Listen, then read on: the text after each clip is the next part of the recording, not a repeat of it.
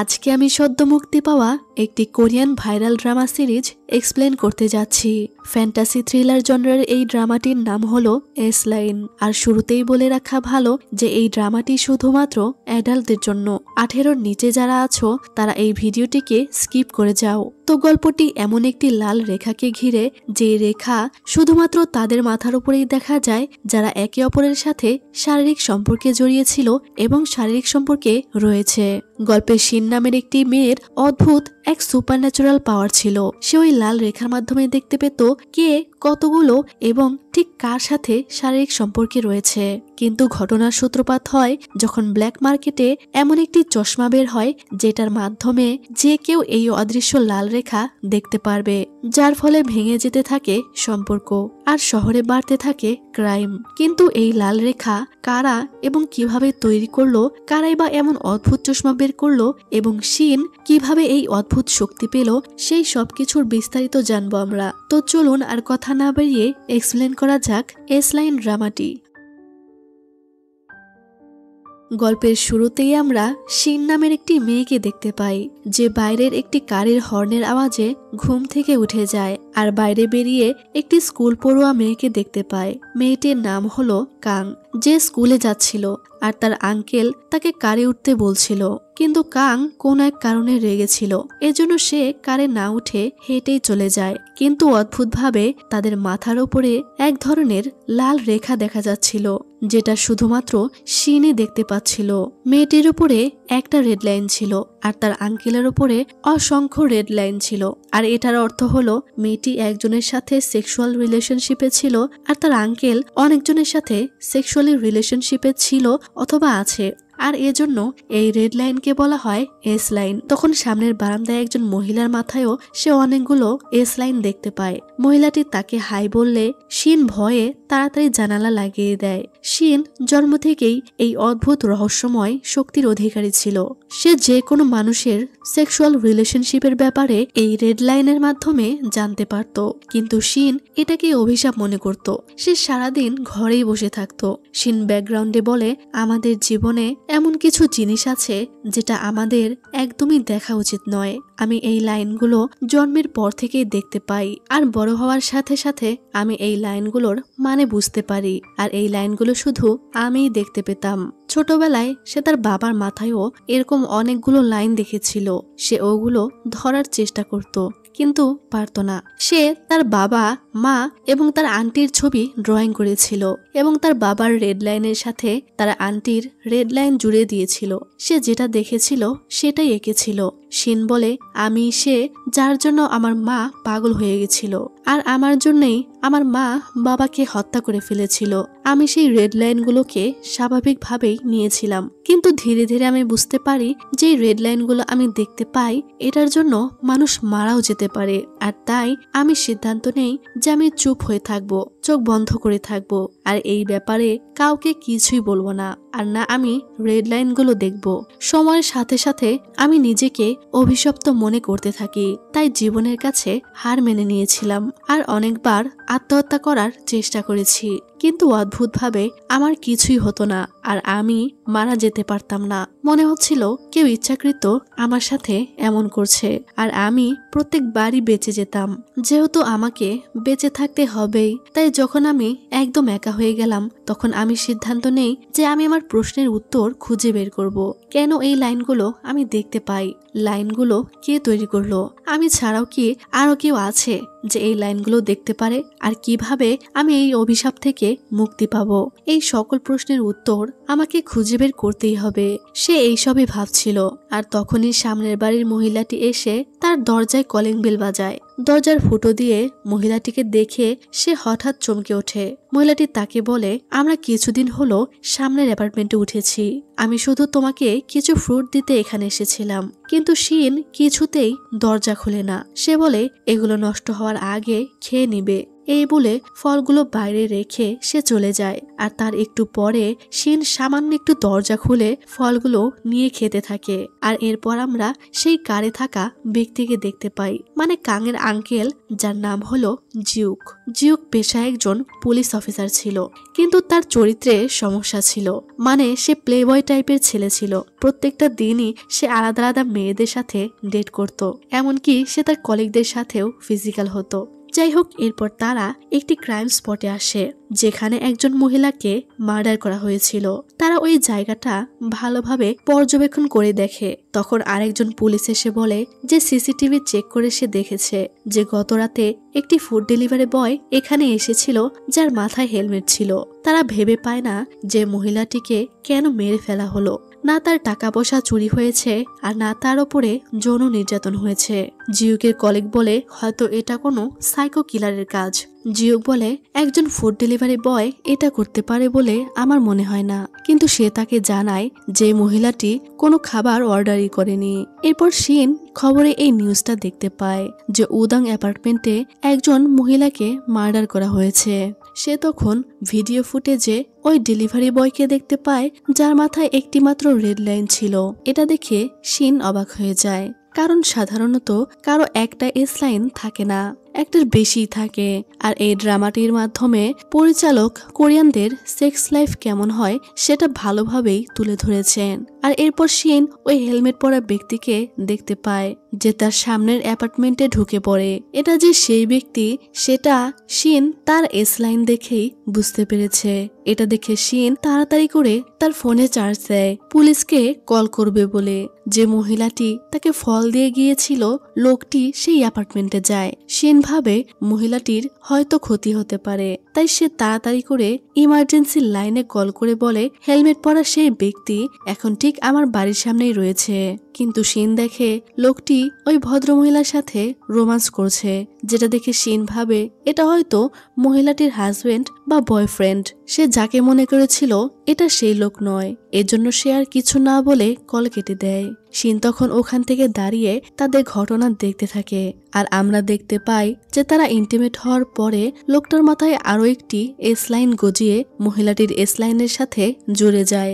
এর অর্থ হতে পারে লোকটি মহিলাটির বয়ফ্রেন্ড, কারণ হাজবেন্ড হলে তো তাদের এস লাইন আগে থেকেই থাকার কথা। আর এদিকে শিনের মানসিক অবস্থা খারাপ হয়ে গেছিল, সে আবারও ফ্রাস্ট্রেটেড হয়ে যায়। যাই হোক, এরপর আমরা আর্ক হাই স্কুলের দৃশ্য দেখতে পাই। আমরা কাংকে দেখি তার স্কুলের মেয়েরা তাকে প্রচন্ড মারধর করছিল। কাং এভাবেই প্রত্যেকটা দিন তাদের কাছে বুলি হতো। সেখানে থাকা হেইয়ং নামের একটি মেয়ে তাকে মেরে বলে তুই আমার কল আর মেসেজের রিপ্লাই কেন দিসনি। হেইয়ং তাকে টাকার জন্য বুলি করত। সে তাকে বলে যদি সে কাল টাকা নিয়ে না আসে তাহলে সে তাকে এই ছাদ থেকে ফেলে দিবে। কিন্তু পরদিন কাং স্কুলে আসে না, এজন্য হেইয়ং তার লকার ভেঙে ফেলে। আর সেখানে একটা লাভ লেটার দেখতে পায় যেটা কাং তাদের স্কুলের একটি ছেলের জন্য লিখেছিল। এদিকে জিউক বাড়িতে আসলে কাং তার থেকে কিছু টাকা চায়। কাংয়ের মা বাবা ছিল না, জিউকই তার দেখাশোনা করত। জিউক তাকে কিছু টাকা দিয়ে বলে আপাতত এই টাকাটা রাখতে, কাল সে আরো উইথড্র করবে। কাং বলে তুমি আমাকে আর কত টাকা দিতে পারবে। আর তখন জিউক তার গায়ে আঘাতের চিহ্ন দেখে জানতে চায় তার কি হয়েছে, সে কি আবারও মারামারি করেছে। কাং বলে এতে তোমার কি, কত টাকা দিতে পারবে এটা বলো। জিউক আগে জানতে চায় তার টাকা কেন লাগবে। কাং তখন রেগে তার রুমে চলে যায়। আর তখন জিউকের কাছে একটি কল চলে আসে, আর তাকে বলা হয় যে একটি ইমার্জেন্সি কল এসেছিল। আর মেয়েটি বলেছে সেই হেলমেট পরা ব্যক্তিকে সে দেখেছে। জিউক তখন মেয়েটির অ্যাড্রেস নিলে সে দেখে এটা তো তার এলাকার লোকেশন। শিনদের অ্যাপার্টমেন্টটা তাদের অ্যাপার্টমেন্টের সামনেই ছিল, এজন্য সে শিনের কাছে আসে আর দরজায় কলিং বেল বাজাতে থাকে। শিন তখন জিউকের এসলাইন দেখে বলে এই প্রথম আমি কারো মাথার উপরে এতগুলো এসলাইন দেখলাম, তাও আবার এত কাছ থেকে। জিউক দরজায় নক করলেও শিন দরজা খোলে না। তখন শিনের ওপরের ফ্লোরের একজন এসে জিউককে বলে সে কখনোই দরজা খুলবে না, সে আমাদের কমপ্লেক্সের ফেমাস মিস শাটিন। মানে শিন কখনোই দরজা খোলে না, সে ঘরবন্দি হয়ে থাকতো। তাই লোকটি জিউককে চলে যেতে বলে। জিউক তখন শিনকে বলে গতকাল তুমি কল করে বলেছিলে যে তুমি হেলমেট পরা ব্যক্তিকে দেখেছো। এটা পোক্ত প্রমাণ হতে পারে, তাই আমার সাথে কোঅপারেট করো। শিন তখন সামান্য একটু দরজা খুলে বলে, আমি ভুল দেখেছিলাম, ভুলবশত পুলিশকে কল দিয়েছি। সে বলে, আমি হেলমেট পরা এক ব্যক্তিকে দেখেছিলাম আর ভেবেছিলাম যে লোকটি হয়তো মহিলাটির কোনো ক্ষতি করবে, কিন্তু তারা দুজনে কাপল ছিল। মহিলাটি আপনাদের বিল্ডিং এ আপনাদের ফ্লোরের ঠিক ওপরেই থাকে। জিউক তাকে জিজ্ঞেস করে, তুমি কি স্টুডেন্ট? তুমি স্কুলে যাও না? আর তোমার মা বাবা কোথায়? এই শুনে শিন তার মুখের ওপরে দরজা বন্ধ করে দেয়। এদিকে আমরা কাংকে দেখতে পাই। সে একটি মহিলাকে এটিএম বুথ থেকে বের হতে দেখে ভাবে যে সে ওই মহিলাটির ব্যাগ চুরি করবে। এজন্য সে তার পিছু করতে শুরু করে। সে যখনই ব্যাগটা ধরে টান দিবে তখনই সেখানে কিছু ছেলেরা চলে আসলে সে ব্যাগটা চুরি করতে পারে না। এরপর জিউককে তার কলিগ দংশিক বলে যে মহিলাটিকে মার্ডার করা হয়েছে তার একটা এক্স বয়ফ্রেন্ড ছিল।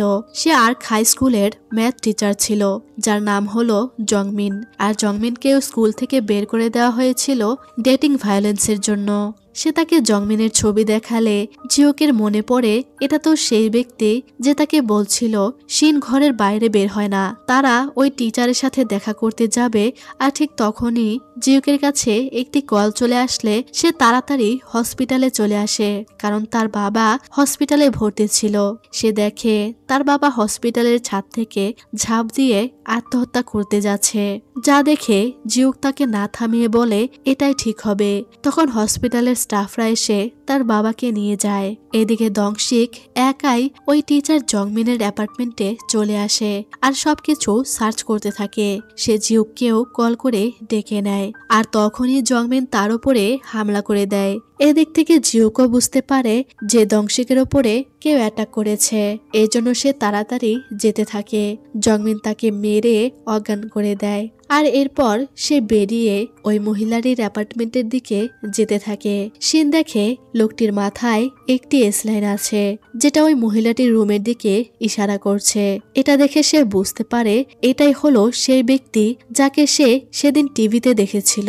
শিন কি করবে বুঝতে পারে না।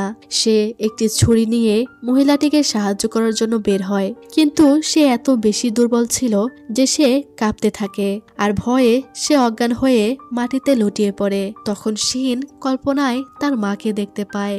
এদিকে জংমিন মহিলাটির বাড়িতে গেলে সে মনে করে এটা হয়তো তার বয়ফ্রেন্ড, কারণ তার বয়ফ্রেন্ডও এইভাবেই আসতো যাকে আমরা সেদিন দেখেছিলাম। তখন সে দেখে যে এটা আসলে জংমিন। জংমিন তখন দেখে মহিলাটির মাথায় অনেকগুলো এস লাইন, এর জন্য রেগে সে তাকে মেরে ফেলার চেষ্টা করে। আর তখনই সেখানে শিন চলে আসে আর তাকে থেমে যেতে বলে। জংমিন তার দিকে যেতে থাকলে শিন অনেক ভয় পেতে থাকে। জংমিন তার হাত থেকে ছুরিটা কেড়ে নিয়ে তার পেটেই স্ট্যাব করে দেয়। আর এদিকে জিওকো তার অ্যাপার্টমেন্টে চলে আসে। সে তখন শিনের চশমাটা খুঁজে পায়, আর শিনের ঘরের দরজা খোলা দেখে সে ওই রুমে ঢুকে যায়। আর এদিকে আমরা দেখি শিনের অনেক রক্ত বেরিয়ে গেছে, সে মেঝেতে পড়েছিল। মহিলাটি তখন জংমিনকে ধাক্কা দিয়ে শিনের কাছে চলে যায়, আর এতে জংমিনের সানগ্লাসটা দূরে ছিটকে গেলে সে পাগলের মতো সেটা খুঁজতে থাকে। আর সানগ্লাসটা পাওয়ার পর আবারও সে মহিলাটিকে মারার চেষ্টা করে। এদিকে জিউক দেখে শিন কিছু একটা নিয়ে ইনভেস্টিগেশন করছে, যার কিছুই সে বুঝতে পারে না। তখনই শব্দ শুনতে পেয়ে সে দেখতে পায় জংমিন মহিলাটিকে মেরে ফেলার চেষ্টা করছে, আর শিন ওই অবস্থাতেও তাকে সাহায্য করতে জংমিনের হাতের ওপরে স্ট্যাব করে দেয়। এদিকে আর উপায় না দেখে জিউক তাকে শুট করে দেয়, আর সে এখানেই মারা যেতে থাকে। তখন সে দেখে যে তার এস লাইন গায়েব হয়ে যাচ্ছে। সে বলে এস লাইনগুলো অদৃশ্য হয়ে যাচ্ছে। আর এরপর জিউক শিনকে তার চশমাটা ফিরিয়ে দেয়। শিন ভাবতে থাকে লোকটি মারা যাওয়ার আগে বলছিল এস লাইন অদৃশ্য হয়ে যাচ্ছে, এর মানে সেও আমার মতো এস লাইন দেখতে পেত, কিন্তু এটা কিভাবে? এটা কি ওই সানগ্লাসের মাধ্যমে? জিউক তাকে জিজ্ঞেস করে তোমার কি সত্যিই হসপিটালে যাওয়ার প্রয়োজন নেই? আর আমরা তো জানি যে শিনের এইসব আঘাতে কিছুই হয় না। শিন বলে না। শিন তাকে জিজ্ঞেস করে যে লোকটি মারা গেল সেটা মহিলাটির কে ছিল? জিউক বলে এটা তোমাকে পরে বলবো, আর তোমাকে পুলিশ স্টেশনে আসতে হবে। তখনই সেখানে তার ভাতিজি কাং চলে আসে আর শিনকে বলে মাঝরাতে তুমি চশমা কেন পরে আছো? জিউক বলে, তোমরা একজন আরেকজনকে চেনো? কাং বলে, হ্যাঁ, মিডল স্কুলে আমরা ক্লাসমেট ছিলাম। এরপরে কাং আবারও জিউকের কাছে টাকা চাইলে জিউক বলে, আমি কি তোমার এটিএম মেশিন? জিউক তাকে জিজ্ঞেস করে তার স্কুলে কিছু হয়েছে কিনা। কাং বলে, বললে কিছুই পাল্টাবে না। জিউক বলে, তুমি আমাকে বলো, আমি সমস্যার সমাধানের চেষ্টা করব। কাং বলে, দরকার নেই, তুমি আবারও মাঝখান থেকে গায়েব হয়ে যাবে আর আমাকে আরো বেশি সাফার করতে হবে, তাই আমাকে কেয়ার করার নাটক করো না। যা শুনে জিউক রেগে যায়। জিউক তখন তাকে শিনের ব্যাপারে জিজ্ঞেস করে যে সে শিনের ব্যাপারে কি জানে। কাং বলে, তেমন কিছুই না, তবে সে যখন ছোট ছিল তখন তার মা তার বাবাকে হত্যা করে পালিয়ে গিয়েছিল। এদিকে শিন আজকে প্রথমবারের মতো উপলব্ধি করতে পারে যে এই এস লাইনের মাধ্যমে সে কারো জীবন বাঁচাতেও পারে, আর এজন্য সে সিদ্ধান্ত নেয় যে সে এখন থেকে আর এইভাবে লুকিয়ে ঘরবন্দি হয়ে থাকবে না। তার এই পাওয়ারকে সে ভালো কাজে লাগাবে। তখন তার কাছে একটি ব্লকড নাম্বার থেকে মেসেজ আসে, যেখানে লেখা ছিল, তুমি যেই পৃথিবী দেখতে পাও আমিও সেই পৃথিবী দেখতে পাই, আর খাই স্কুলে চলে এসো। আর এরপর আমরা আর খাই স্কুলের একজন টিচার মিস লিকে দেখি, যে কাংদের ক্লাসের হোমরুম টিচার মানে ক্লাস টিচার ছিল আর কি। সে তার স্টুডেন্টদেরকে অনেক ভালোবাসতো আর স্টুডেন্টরাও তাকে অনেক ভালোবাসতো। তখন আমরা জিওন নামের সেই ছেলেটিকে দেখতে পাই যাকে কাং পছন্দ করত। সে হেয়ং এর একটা ফ্রেন্ডের সাথে ডেট করত। কাং এটা দেখেও চুপচাপ চলে আসে আর সে মনে মনে বলে, গত বছর টিনেজারদের মধ্যে সেক্সুয়াল এক্সপিরিয়েন্সের রেট ছিল 5.9%। জাতীয় পরিসংখ্যান অনুযায়ী দেশে 3.4 মিলিয়নের মতো টিনেজার রয়েছে, যাদের মধ্যে 1,70,000-এর মতো তাদের টিনেজ বয়সে কখনো না কখনো যৌন সম্পর্কে জড়িয়েছে, কিন্তু মাত্র 1,70,000 কি করে হয়? তখন আমরা তার মাথার উপরেও এস লাইন দেখতে পাই। আর এইদিকে শিন ঠিক করে সে আর খাই স্কুলে যাবে।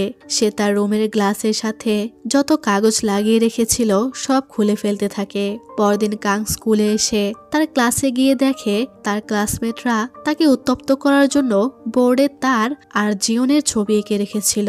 তারা জেনে গেছিল কাং জিওনকে পছন্দ করে। তখন হেয়ং তার সেই চিঠিটা বের করে পড়তে শুরু করলে কাং সেটা কেড়ে নিতে যায়, আর এতে হেয়ং তাকে প্রচুর মারধর করে। তখনই তাদের হোমরুম টিচার মিস লি চলে আসে আর হেয়ং এর চুল টেনে ধরে তাকে ফেলে দেয় এবং ওই লেটারটাও ছিঁড়ে ফেলে।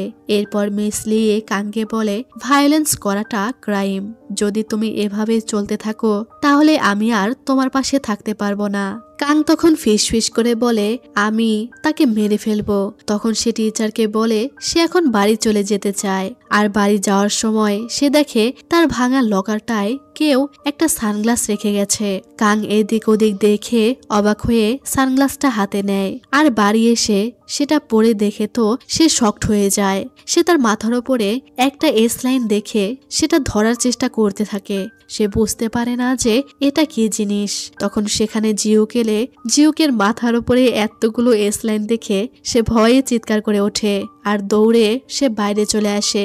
জিউক বলে, তোমার আবার কি হলো, আর এত রাতে বাইরে কোথায় যাচ্ছ? কাং বাইরে বেরিয়ে সব জায়গায় শুধুমাত্র লাল লাল এস লাইন দেখতে পায়। সবার মাথার উপরে জুড়ে দেওয়া এস লাইন দেখে সে অবাক হয়ে যায়। আর এইসব দেখে আসল ব্যাপারটা বুঝতে কাঙের সময় লাগে না। পরদিন স্কুলে যাওয়ার সময় জিউক তাকে আজকেও কারে উঠতে বলছিল। কাং জিউকের মাথার উপরে এতগুলো এস লাইন দেখে বুঝতে পারে যে তার আঙ্কেল খাঁটি প্লে বয়। সে আজকে অনেক সাহসের সাথে স্কুলে চলে আসে আর সবার এস লাইন দেখতে থাকে। সে দেখে তাদের হোমরুম টিচার মিস লির মাথার উপরে কোনো এস লাইন নেই। এটা দেখে কাং অবাকি হয়ে যায় যে এতদিনেও তাদের টিচার ভার্জিন আছে। তখন সে দেখে হেয়ং এর সাথে দুটি এস লাইন আছে, যেটার একটা বিল্ডিং এর ভেতরের দিকে ইশারা করছে। এজন্য সে ভেতরে চলে আসে দেখার জন্য যে এস লাইনটা কার সাথে জুড়ে আছে। আর তখন সে দেখতে পায় যে এটা আসলে তাদের ল্যাঙ্গুয়েজ টিচার মিস্টার হান। যা দেখে তো কাং অনেক খুশি হয়ে যায় আর বলে এতটুকুই যথেষ্ট। এরপর ক্লাসে টিচার বলে যে তাদের ক্লাসে একজন নতুন ট্রান্সফার স্টুডেন্ট এসেছে। আমরা দেখতে পাই এটা শিন। শিনকে সে বলে নিজের পরিচয় দেওয়ার জন্য, কিন্তু শিন কিছুই বলে না। সে একদম চুপচাপ দাঁড়িয়ে থাকে। টিচার সবাইকে বলে যে সে নতুন, এজন্য হয়তো তার কথা বলতে সমস্যা হচ্ছে। সে শিনকে বলে তার কোনো প্রশ্ন থাকলে ক্লাস প্রেসিডেন্ট জুনসনকে সে যেন জিজ্ঞেস করে। আর এরপর সে তার সিটে গিয়ে বসে পড়ে। আর তখন ক্লাস প্রেসিডেন্ট জুনসন তাকে ঘুরে ঘুরে দেখতে থাকে।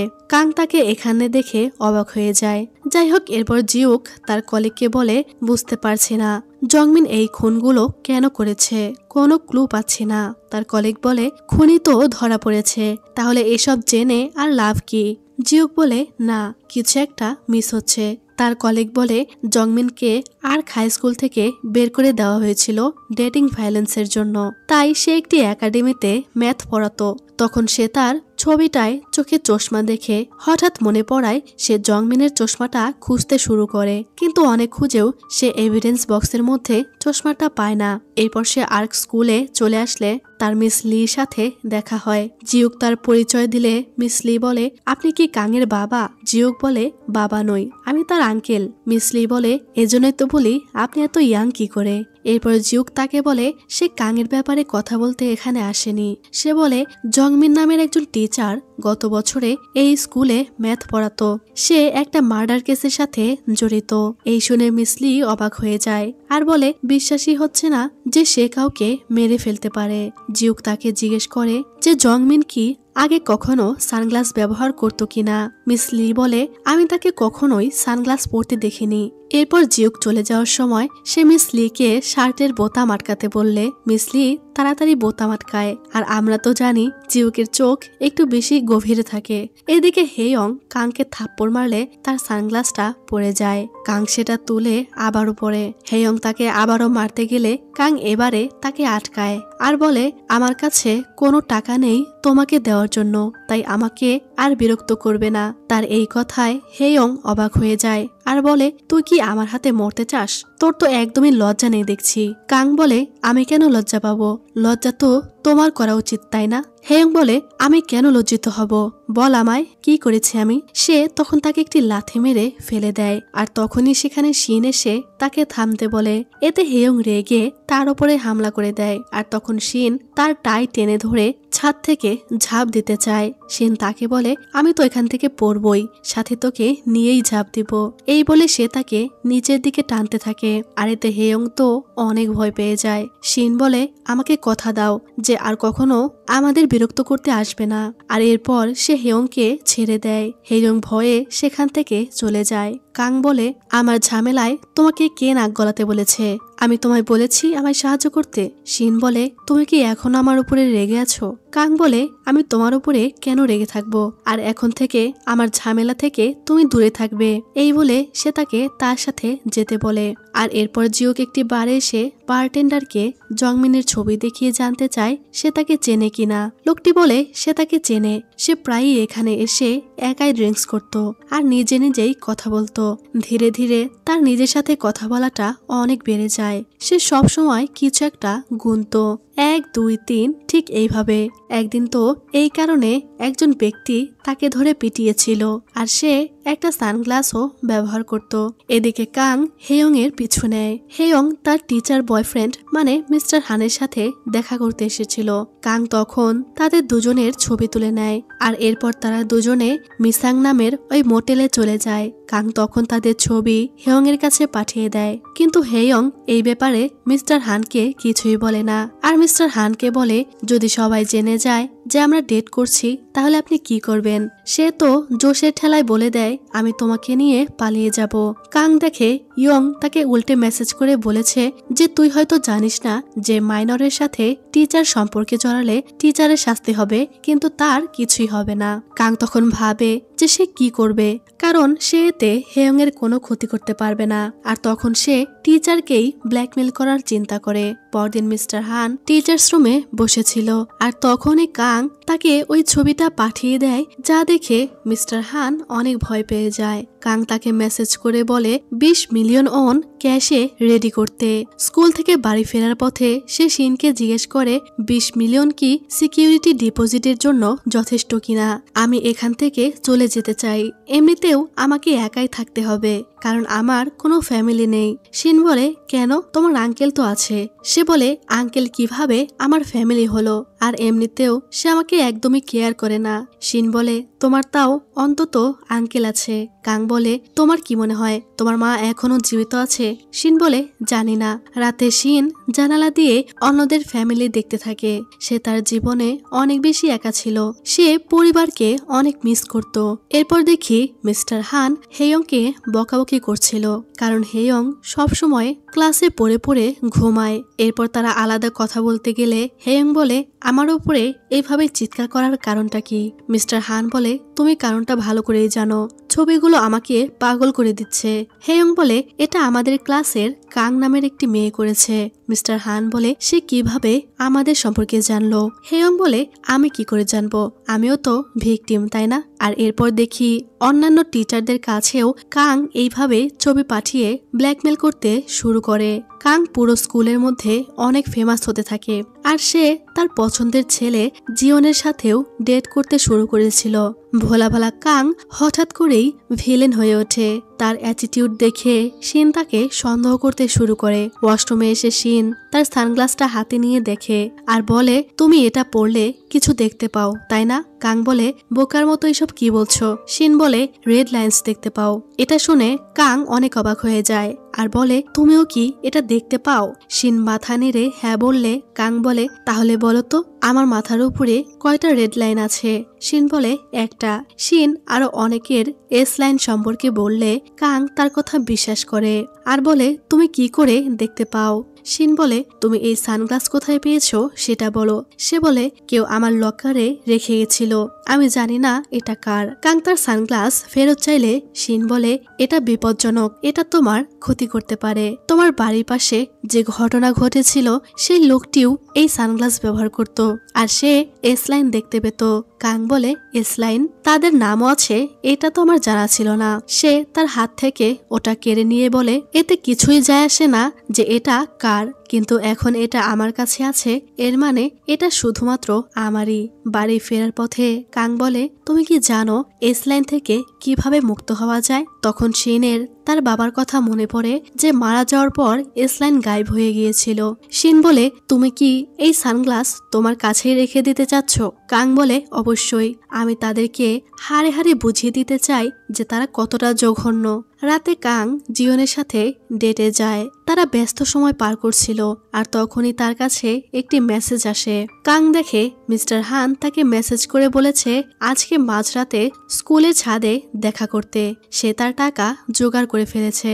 এরপর তারা দুজনে একটি ফটো বুথে যায় ছবি তুলতে। তখন আমরা দেখি হেয়ং লুকিয়ে তার উপরে নজর রাখছিল আর ফ্ল্যাশব্যাকে দেখতে পাই যখন ওয়াশরুমে কাং আর শিন ওই সানগ্লাসের ব্যাপারে কথা বলছিল তখন হেয়ং ওয়াশরুম থেকে লুকিয়ে সবকিছু শুনে ফেলেছিল। কাং তার ব্যাগ রেখে ছবি উঠতে যায় আর তখনই হেয়ং ব্যাগটা নিয়ে যায় যেটার মধ্যে সানগ্লাস ছিল। ছবি তোলার পরে কাং তার ব্যাগ চেক করলে দেখতে পায় যে ব্যাগের মধ্যে তার সানগ্লাসটা নেই। এই দেখে সে অনেক চিন্তিত হয়ে যায় আর সব জায়গায় পাগলের মতো তার সানগ্লাস খুঁজতে থাকে। এদিকে হেয়ং সানগ্লাস পরে এই সব কিছু দেখে অবাক হয়ে যায় আর তখনই তাকে কেউ পেছন থেকে হামলা করে দেয়। এদিকে কাং রেগে শিনকে কল করে আর বলে তুমি আমার সানগ্লাসটা নিয়ে গেছো তাই না? শিন কিছুই বুঝতে পারে না। সে বলে আমি আমার সানগ্লাস কোথাও খুঁজে পাচ্ছি না। শিন জানতে চায় সে এখন কোথায়। কাং বলে আমি তোমার সাথে পরে কথা বলবো, এখন আমাকে স্কুলে যেতে হবে। এই বলে সে কল কেটে দেয়। শিন বুঝতে পারে না যে এত রাতে সে স্কুলে কেন যাবে।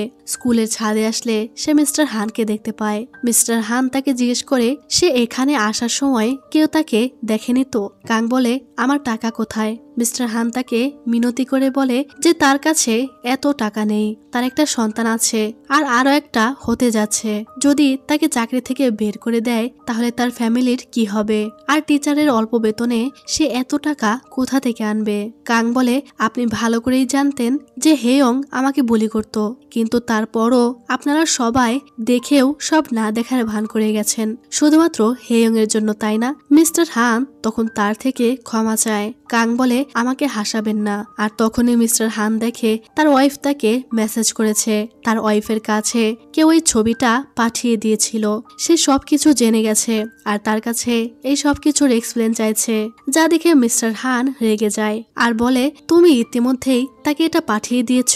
কিন্তু কাং তো এর কিছুই জানতো না, সে ওই ছবিটি পাঠায়নি। হান তখন তার উপরে চিৎকার করতে থাকে আর এদিকে শিন দৌড়ে স্কুলে চলে আসে আর তখনই সে কাংকে ছাদের ওপর থেকে পড়ে যেতে দেখতে পায়। এতে কাং মারাত্মকভাবে আহত হয় আর আমাদেরকে দেখানো হয় না যে কাং কিভাবে নিচে পড়লো, মিস্টার হানি তাকে ফেলে দিয়েছে কিনা। শিন তখন তার জন্য কান্না করতে থাকে।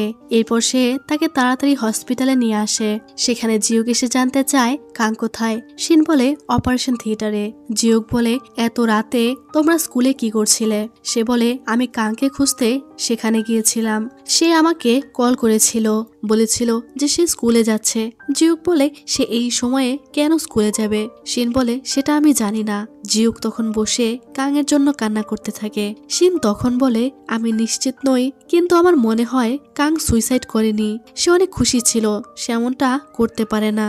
আর এরপর প্রিন্সিপাল টিচারদের বলছিল language teacher mister Han call করতে, কারণ মিস্টার হান কিছুদিন ধরে স্কুলে আসছিল না। সে সমস্ত টিচারদেরকে দোষ দেয় কাং এর এই ঘটনার জন্য। তারা সবাই মনে করছিল কাং সুইসাইড কমিট করেছে। তখন একজন টিচার এর প্রতিবাদ করে আর তাদের দুজনের মধ্যে ঝগড়া বেঁধে যায়। তখন প্রিন্সিপালের ধাক্কায় অ্যাডমিনিস্ট্রেটিভ অফিসে কাজ করা কর্মীর হাত থেকে পেপারগুলো পড়ে যায়। মেয়েটির নাম হলো মিসাং। তখন মিউজিক টিচার মিস্টার কিম তাকে সাহায্য করলে মিসাং তার দিকে অদ্ভুতভাবে তাকিয়ে থাকে। আর এদের দুজনকে তোমরা মনে রেখো। যাই হোক, এরপর দেখি মিস লি বলছে যে সব দোষ তার, কারণ সে কাং এর হোমরুম টিচার। তখন সেখানে আমরা ইংলিশ টিচারকে দেখি যার নাম হলো মিস্টার জিয়ং। অন্য এক টিচার তাকে জিজ্ঞেস করে, আপনার নাম বিয়ে হওয়ার কথা ছিল, সেটার কি হলো? জিয়ং তখন বলে সে বিয়ে করতে চায় না, কোনো কারণে সে তার বিয়ে ভেঙে দিয়েছিল। এরপর জিয়ং তার বোনের বাসায় চলে আসে। তার ভাগিনীর জন্য একটা পুতুলও নিয়ে এসেছিল। জিয়ং এর বোন গিয়ং তাকে বলে, তুমি লাগেজ নিয়ে এসেছো? জিয়ং বলে সে 1 সপ্তাহের মধ্যে কানাডা চলে যাবে, এই কয়দিন এখানেই থাকবে। গিয়ং বলে, হঠাৎ কানাডা কেন যাবে? এই চাকরিটাই তো ভালো ছিল।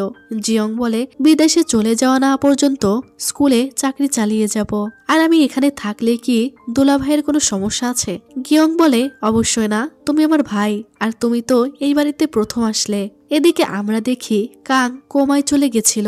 জিউক তার পাশে বসে বলে, এভাবে শুয়ে থাকার চেয়ে ভালো তুমি উঠে পড়ো আর আমার উপরে চিৎকার করো। জিউক সারা রাত ওখানেই বসে থাকে, যেটা শিন দেখতে পায়। তবে সে দেখা না করেই চলে যায়। স্কুলে শিনের সাথে কিয়ং নামের একটি মেয়ের পরিচয় হয়। কিয়ং খুবই ফ্রেন্ডলি ছিল। সে বলে তারও মনে হয় যে কাং আত্মহত্যা করেনি, এটার পেছনে নিশ্চয়ই কিছু আছে, কারণ হেয়ং যে কাংকে বুলি করত সেও আর সেদিনের ঘটনার পর থেকে স্কুলে আসেনি। আমার মনে হয় এটা মার্ডার। শিন বলে সে এখনো মারা যায়নি, সে কোমায় আছে। তখনই তাদের ক্লাস প্রেসিডেন্ট জুনসনের চোখে একটা সানগ্লাস দেখে সে তাকে টেনে ধরে আর তার সানগ্লাসটা নিয়ে চোখে পড়ে। কিন্তু সমস্যা হলো এটা আসলে নর্মাল সানগ্লাস কি না সেটা শিন বুঝতে পারে না, কারণ সে তো সানগ্লাস ছাড়াও এস লাইন দেখতে পেত। এজন্য জুনসনকে জিজ্ঞেস করে, তুমি এটা কোথায় পেয়েছো? সে বলে, আইওয়ার শপ থেকে এটা আমি বানিয়ে এনেছি। শিন বলে, কবে এনেছো? সে বলে, গত বছর। তখন শিন তার থেকে জানতে চায় সে এতদিন সানগ্লাস কেন পরেনি। জুনসন বলে, কারণ এতদিন আমি চোখে কন্টাক্ট লেন্স পরতাম। জুনসন তার সব প্রশ্নের সরাসরি উত্তর দেয়। শিন তাকে আর কিছু জিজ্ঞেস না করে চলে যায়। যাই হোক, এরপর আমরা দেখি জিয়ং একটি সানগ্লাস খুঁজে পায়। এদিক ওদিকে কাউকে না দেখে সে মিস লিকে বলে, আপনি কি জানেন এই সানগ্লাসটা কার? মিস লি বলে, জানি না তো, এটা আপনার না? জিয়ং বলে, না, আমি এটা আমার ডেস্কের উপরে খুঁজে পেলাম। মিস লি চশমাটা তাকে দিয়ে বলে, তাহলে এটা আপনারই হবে আর এটা আপনাকে খুব ভালো মানাবে। জিয়ং তখন সেটা নিয়ে নেয় আর সেটা পরার সাথে সাথে সেও অন্যদের মতো শকড হয়ে যায়। সে আশেপাশের সবার মাথার উপরে রেড লাইনগুলো দেখতে থাকে। আর তখনই সেখানে জিউক চলে এলে তার মাথার এস লাইন দেখে সে ভয় পেয়ে যায়। সে বিষয়টি ভালোভাবে বোঝার চেষ্টা করে। জিউক মিস লির সাথে কথা বলতে আসে। মিস লি তাকে সরি বলে, কারণ সে কাংয়ের উপরে নজর রাখেনি বলেই কাং আত্মহত্যা করার চেষ্টা করেছে।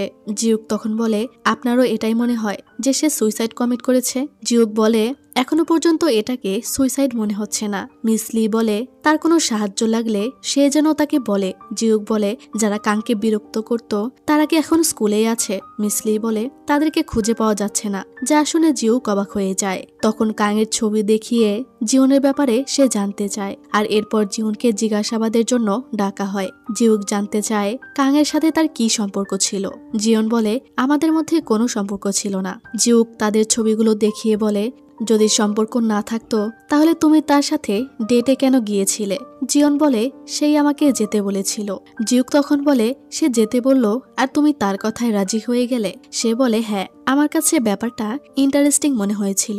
যে মেয়েটিকে স্কুলের সবাই বিরক্ত করত হঠাৎ করেই সে সম্পূর্ণভাবে বদলে গেল। আমি জানতাম যে সে আমাকে পছন্দ করত।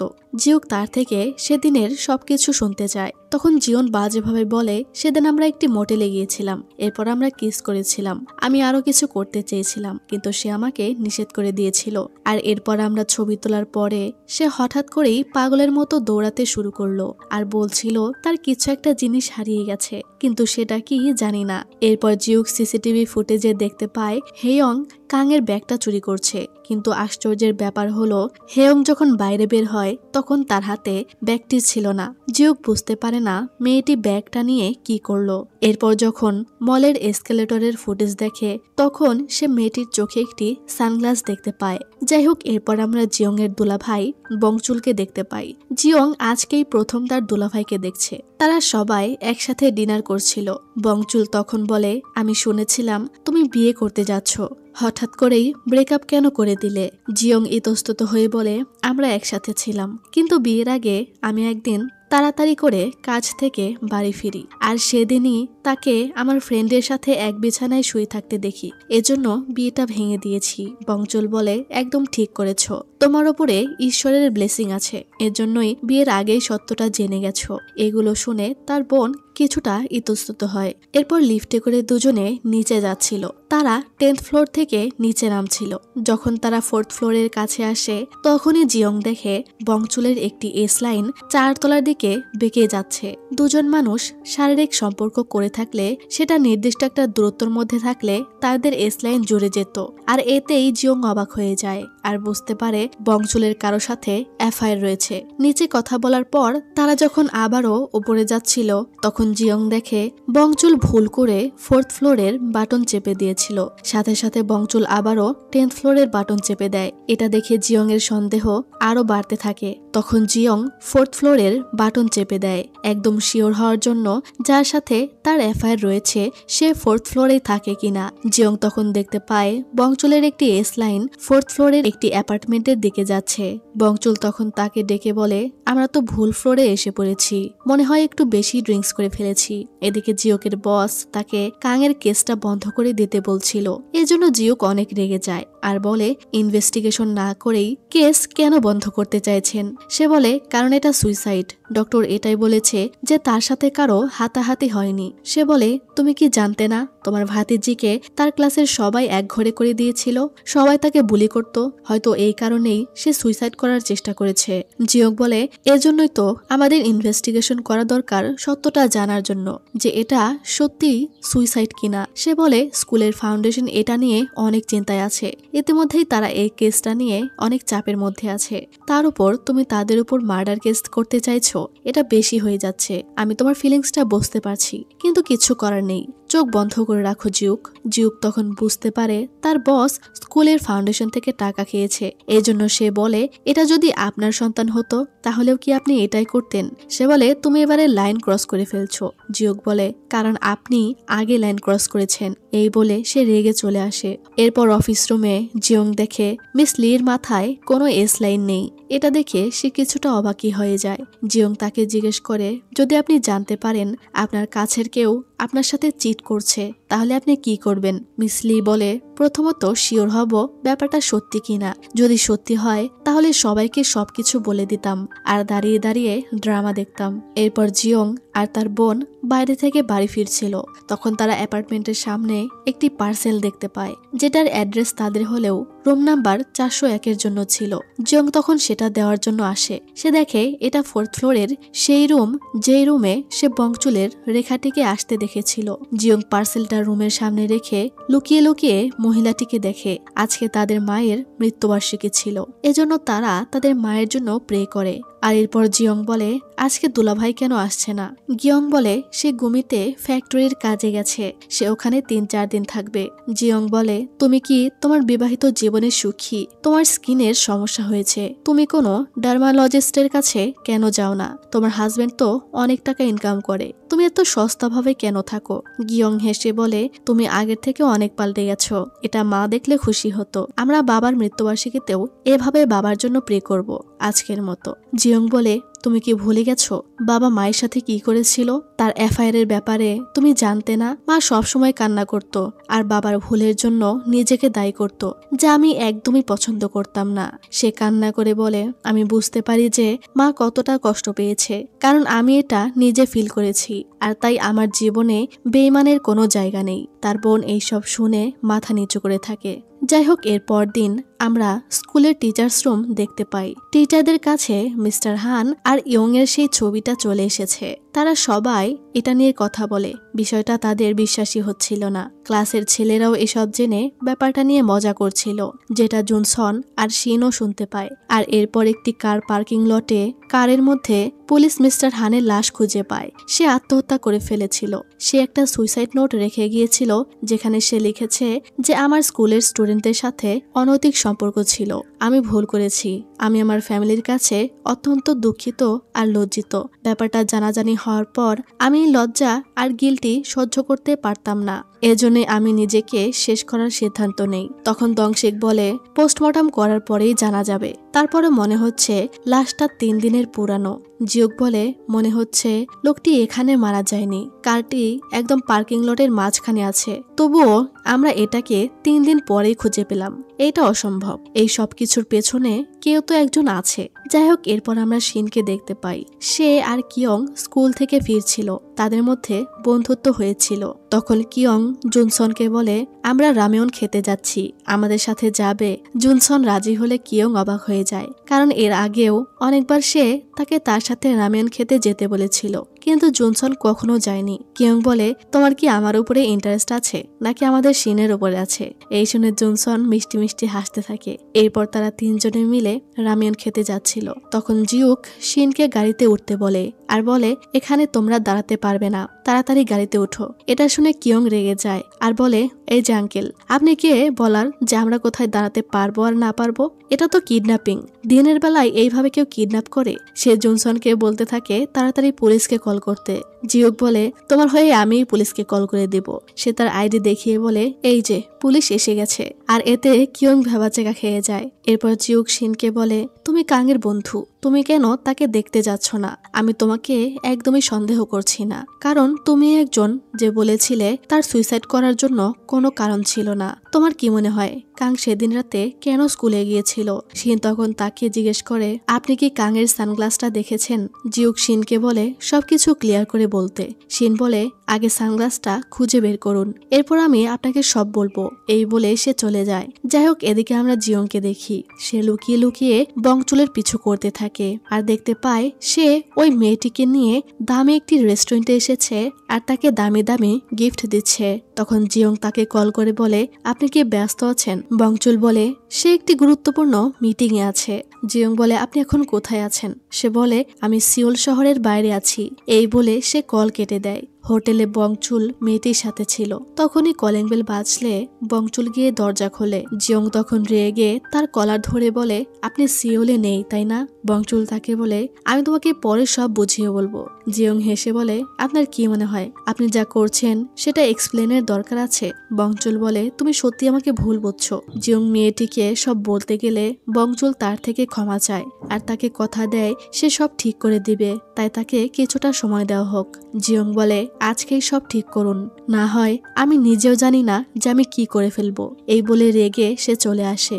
এর দুদিন পর জিয়ং কানাডা চলে যাওয়ার জন্য বের হচ্ছিল।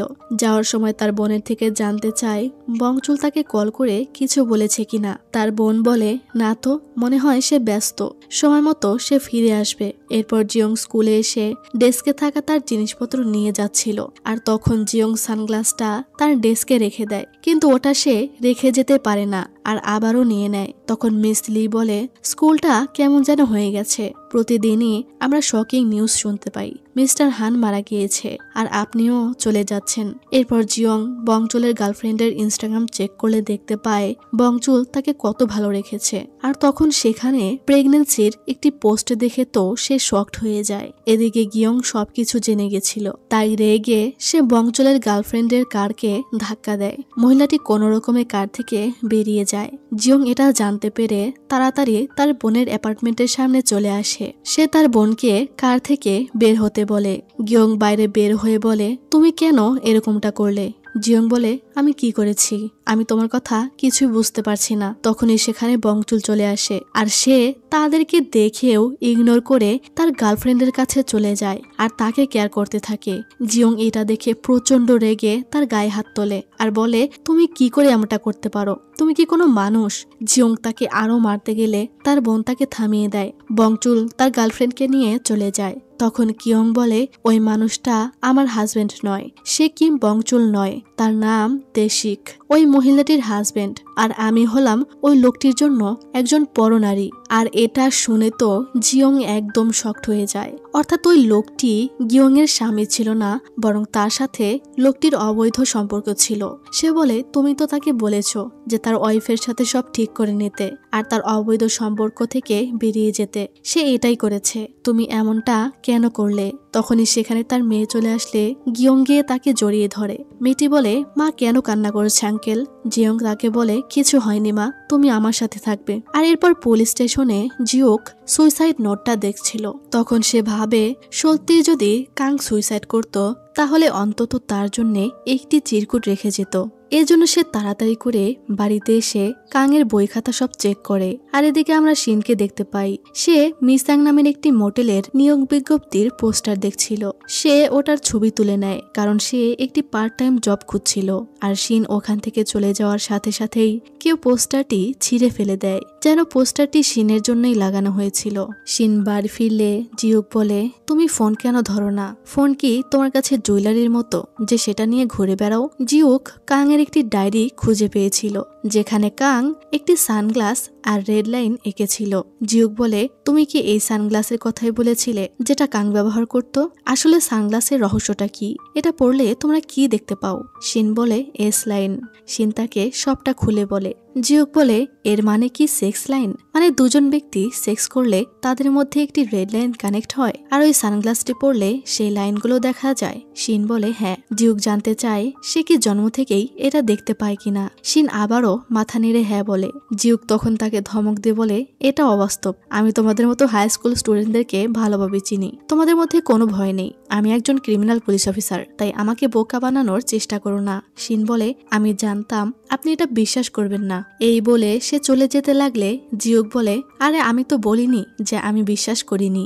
এর মানে হলো কেউ কাংয়ের সানগ্লাসটা নেওয়ার পরে তাকে ছাদে ডাকে আর ওখান থেকে ফেলে দেয়, কিন্তু কে আর কেন এটা করলো? শিন বলে, জানি না, আমি কনফার্ম করতে পারি যে কাং সুইসাইড কমিট করেনি, কিন্তু সে অনেককে ব্ল্যাকমেল করেছে এস লাইনের মাধ্যমে, অনেককে থ্রেট দিয়েছে, এজন্য ব্যাপারটা একটু কঠিন হয়ে গেছে। জিওক বলে, তোমার কি মনে হয় যে এরকম সানগ্লাস আরো রয়েছে? কারণ অনেকগুলো কেস রয়েছে প্রায় একই ধরনের, যেমনটা তোমাদের অ্যাপার্টমেন্টের ওপরের ফ্লোরের ব্যক্তি করেছিল। শিন কিছুই বলে না। জিওক বলে, তুমি কি পুরো পৃথিবীর সব জায়গায় রেড লাইন দেখতে পাও? শিন বলে হ্যাঁ, প্রায় সবই রেড লাইন। জিউক বলে এজন্যই তুমি কালো সানগ্লাস ব্যবহার করো, তাই না? তুমি তো সত্যিই কঠিনভাবে বেঁচে আছো। এরপর শিন কল্পনায় দেখে কাং মারা গেছে আর তার এস লাইন অদৃশ্য হয়ে যাচ্ছে। কিন্তু তখনই কাং চোখ খুললে সে ভয় পেয়ে যায় আর সাথে সাথে তার ঘুম ভেঙে যায়। তখন সে ক্লাসে ছিল। জুনসন তখন তাকে দেখতে পায় আর ক্লাস শেষে জুনসন তাকে জিজ্ঞেস করে সে কি ঠিক আছে কিনা। ক্লাসে তাকে অনেক চিন্তিত দেখাচ্ছিল। কিয়ং শিনকে বলে তোমাকে অনেক দুর্বল দেখাচ্ছে, এই সপ্তাহে আমরা ঘুরতে যাব, একটু খোলা বাতাস নিলে তোমার ভালো লাগবে। শিন বলে আমি যেতে পারবো না, কারণ আমার কাজ আছে, আমি একটা কাজ শুরু করতে যাচ্ছি। কিয়ং তখন জানতে চায় সে কি ধরনের জব পেয়েছে। শিন বলছিল না দেখে জুনসন বলে তুমি এত প্রশ্ন কেন করো, সে হয়তো এটা বলতে চাইছে না, তাকে জোর করো না। শিন বলে মিসাং মোটেলে আমি রিসেপশনিস্টের পার্ট টাইম জব পেয়েছি। আর এরপরেই আমরা সেই মিসাংকে দেখি যে স্কুলের অ্যাডমিনিস্ট্রেটিভ অফিসে কাজ করত। অদ্ভুতভাবে তার নাম আর মোটেলের নাম সেম ছিল। তো মিসাং তার ওয়ার্কিং লাইফে খুবই বিরক্ত ছিল। তাদের সিনিয়র তার সাথে মিসবিহেভ করছিল। আর তখনই আমরা জানতে পারি মিসাং এর কাছে যে সানগ্লাসটা আছে সেটার মাধ্যমে সেও এস লাইন দেখতে পেত। সে দেখে তাদের সিনিয়রের মাথায় একটাও এস লাইন নেই। এদিকে সে মনে মনে বলে এরকম মানুষ এখনো আছে যে এতদিনেও সেক্স করেনি। তার একটা অভ্যাস ছিল, সে সবসময় স্ট্যাপলার চাপতো, এটার শব্দ তার ভালো লাগতো। লাঞ্চের সময় মিসাং এর কলিগরা জানতে চায় মিসাং এর দেশের বাড়ি কোথায়। সে বলে বুসানে। তারা বলে কিন্তু তোমার ভাষা শুনে মনে হয় না যে তুমি বুসানের মানুষ। মানে ভাষা একই হলেও অঞ্চলভেদে আলাদা রকমের ভাষার উচ্চারণ থাকে না, ওই রকম। তো মিসাং বলে আমি আমার অ্যাকসেন্ট ঠিক করার জন্য অনেক পরিশ্রম করেছি, কারণ আমি একজন অ্যাক্ট্রেস হতে চাই, আমি সেটার প্রস্তুতি নিচ্ছি। এটা শুনে তো তার কলিগরা অবাক হয়ে যায়। তখন তারা মিউজিক টিচার মিস্টার কিমকে নিয়ে কথা বলতে থাকে যে সে অনেক হ্যান্ডসাম, আর মিসাংও তাকে অদ্ভুতভাবে দেখতে থাকে। এরপর আমরা দেখতে পাই মিসাং অদ্ভুত পোশাক আর আলগা চুল লাগিয়ে স্ট্যাপলিং করতে করতে মিসাং নামের সেই মোটেলে চলে আসে। আর আমরা দেখতে পাই শিন এই মোটেলেই কাজ পেয়েছে, আর মাইনর হিসেবে তার জন্য এই কাজটা আইন বহির্ভূত ছিল। কিন্তু পোস্টারে তারা লিখেছিল মাইনর হলেও চলবে, এজন্যই শিন কাজটি নেয়। তখনই একজন কাস্টমার আসলে শিন দেখে কিয়ং আর জুনসন সেখানে এসেছে। তারা তাকে খুঁজতে খুঁজতে এখানে এসেছে। শিন বলে তোমরা এখানে কেন? কিয়ং বলে আমরা অবশ্যই সেখানে আসতে পারি যেখানে আমাদের বন্ধু কাজ করে। শিন বলে তোমরা মাইনর, তোমরা এখানে আসতে পারো না। কিয়ং বলে তুমি কি মাইনর নও? শিন বলে তো কি হয়েছে, এটা ইল্লিগাল। তারা তখন তার কেবিনে এসে বসে একসাথে সময় কাটায়। তখনই সেখানে মিসাং চলে আসে আর 206 নাম্বার রুম চায়। কিয়ং তখন পর্দা সরিয়ে মহিলাটিকে দেখে আর বলে মনে হচ্ছে তাকে কোথাও দেখেছি। মিসাং তার রুমে এসে শুয়ে পড়ে আর একা একাই বলতে থাকে হ্যাঁ আমি অনেকের সাথেই সেক্স করেছি, কিন্তু তোমাকে দেখার পর থেকে অন্য কারোর সাথে সেক্স করে আমার ফাঁকা হৃদয়টা কিছুতেই পরিপূর্ণ হবে না। আমি সত্যিই অনেক ভয়ে থাকি যদি আমি তোমাকে না পাই। আর সে এই একই কথা বারবার বলছিল, যা দেখে মনে হচ্ছিল সে হয়তো তার অভিনয়ের রিহার্সাল করছিল। এদিকে এরা তিনজনে ছাদের উপরে ছিল আর তখনই সেখান দিয়ে মিসাংকে যেতে দেখে কিয়ং বলে আমি ঠিকই ধরেছি, এই মহিলাটি আমাদের স্কুলের স্টাফ, সে অ্যাডমিনিস্ট্রেটিভ অফিসে কাজ করে। এখন তাকে একদম অন্যরকম লাগছে, কিন্তু আমার চোখকে ফাঁকি দেওয়া অসম্ভব। শিন তখন দেখতে পায় মহিলাটির মাথায় একটি মাত্র এস লাইন আছে। এরপর সে বাড়িতে এসে তার বেডে বসলে কিছু একটা পড়ে যায়। এতে সামান্য আওয়াজ হলে পাশের রুমের ভাড়াটিয়ে বলে আওয়াজ না করতে। এরপর নকল চুল খুলে সানগ্লাস পরে জানালা দিয়ে সে বাইরের এস লাইনগুলো দেখতে থাকে। এরপর দেখি জিউক আর দংশিক কাংয়ের কেস নিয়ে কথা বলছে। জিউক তাকে ওই সানগ্লাস সম্পর্কে বলে, যা শুনে দংশিক বলে মেয়েটি তোমার সাথে মজা করেছে। আর তখনই তাদের বস চলে এলে তারা তাড়াতাড়ি করে বোর্ডটাকে উল্টিয়ে দেয়, কারণ তারা লুকিয়ে লুকিয়ে এই কেস নিয়ে ইনভেস্টিগেট করছিল। এরপর সে শিনের ব্যাপারে জানার জন্য শিনের মায়ের কেস ফাইলটা দেখছিল, যেখানে লেখা ছিল 5 বছর বয়সী শিন তার মাকে তার বাবাকে হত্যা করতে দেখেছিল, কারণ সে জানতে পেরেছিল তার স্বামীর তার বোনের সাথে এফআইআর রয়েছে। শিন অদৃশ্য রেড লাইন দেখতে পেত, এটাও সেখানে উল্লেখ ছিল, কিন্তু আইন তো আর এইসব বিশ্বাস করত না। এরপর জিউক শিনকে জিজ্ঞেস করে কাংয়ের কি কোনো এস লাইন আছে। শিন এটা বলতে চায় না, কারণ এটা পার্সোনাল প্রাইভেসি। জিউক বলে তার এস লাইন কি জিওন নামের সেই ছেলেটির সাথে কানেক্টেড ছিল? শিন বলে না, জিওনের সাথে কানেক্টেড ছিল না। আমি জানি না তার এস লাইন কার সাথে কানেক্ট আছে, কিন্তু সে যেই হোক আমাদের ক্লাসের কেউ না। শিন বলে আপনার কি মনে হয় যার সাথে তার এস লাইন জুড়ে আছে সে কাংকে ছাদ থেকে ধাক্কা দিয়ে ফেলে দিতে পারে? জিউক বলে এটা হতে পারে। এরপর শিন টিভিতে একজন ক্রিমিনালকে দেখতে পায় যার মাথায় কোনো এস লাইন ছিল না আর তার চোখেও সেই সানগ্লাসটি ছিল। এই দেখে শিনের মনে হয় এই ধরনের সানগ্লাস আরো অনেকগুলো রয়েছে। যাই হোক, এরপর আমরা মিসাংকে দেখি। সে মিউজিকের আওয়াজ শুনে মিস্টার কিমের কেবিনে আসে আর বলে এই মিউজিকটি কি আপনি বানিয়েছেন? এটা আমার অনেক পছন্দ হয়েছে, আপনি তো অনেক ট্যালেন্টেড। মিস্টার কিম বলে ট্যালেন্টেড হয়ে কি লাভ, সেই তো স্টুডেন্টদেরকেই পড়াতে হয়। সে তখন মিসাং এর স্বপ্নের ব্যাপারে জানতে চায়। মিসাং বলে গেস করুন। সে বলে আমার মনে হয় তুমি সারা জীবন স্কুলে এইভাবেই বোরিং চাকরি করবে না, তুমি কি অ্যাক্ট্রেস হতে চাও? মিসাং বলে আপনি একদম সঠিক গেস করেছেন। তখন সে দেখে মিস্টার কিমের মাথায়ও একটা এস লাইন ছিল যেটা তার সাথে কানেক্টেড ছিল না, কিন্তু সে কল্পনা করে যে তাদের দুজনের এস লাইনটা কানেক্টেড আছে, অর্থাৎ মিসাং পাগলের মতো মিস্টার কিমকে চাইতো। এরপর আমরা শিনকে দেখি। জুনসন এসে বলে তুমি কি বাড়ি যাচ্ছ? শিন বলে হ্যাঁ, আজকে কিয়ং কোথায়? জুনসন বলে সে আজকে আগেই চলে গেছে।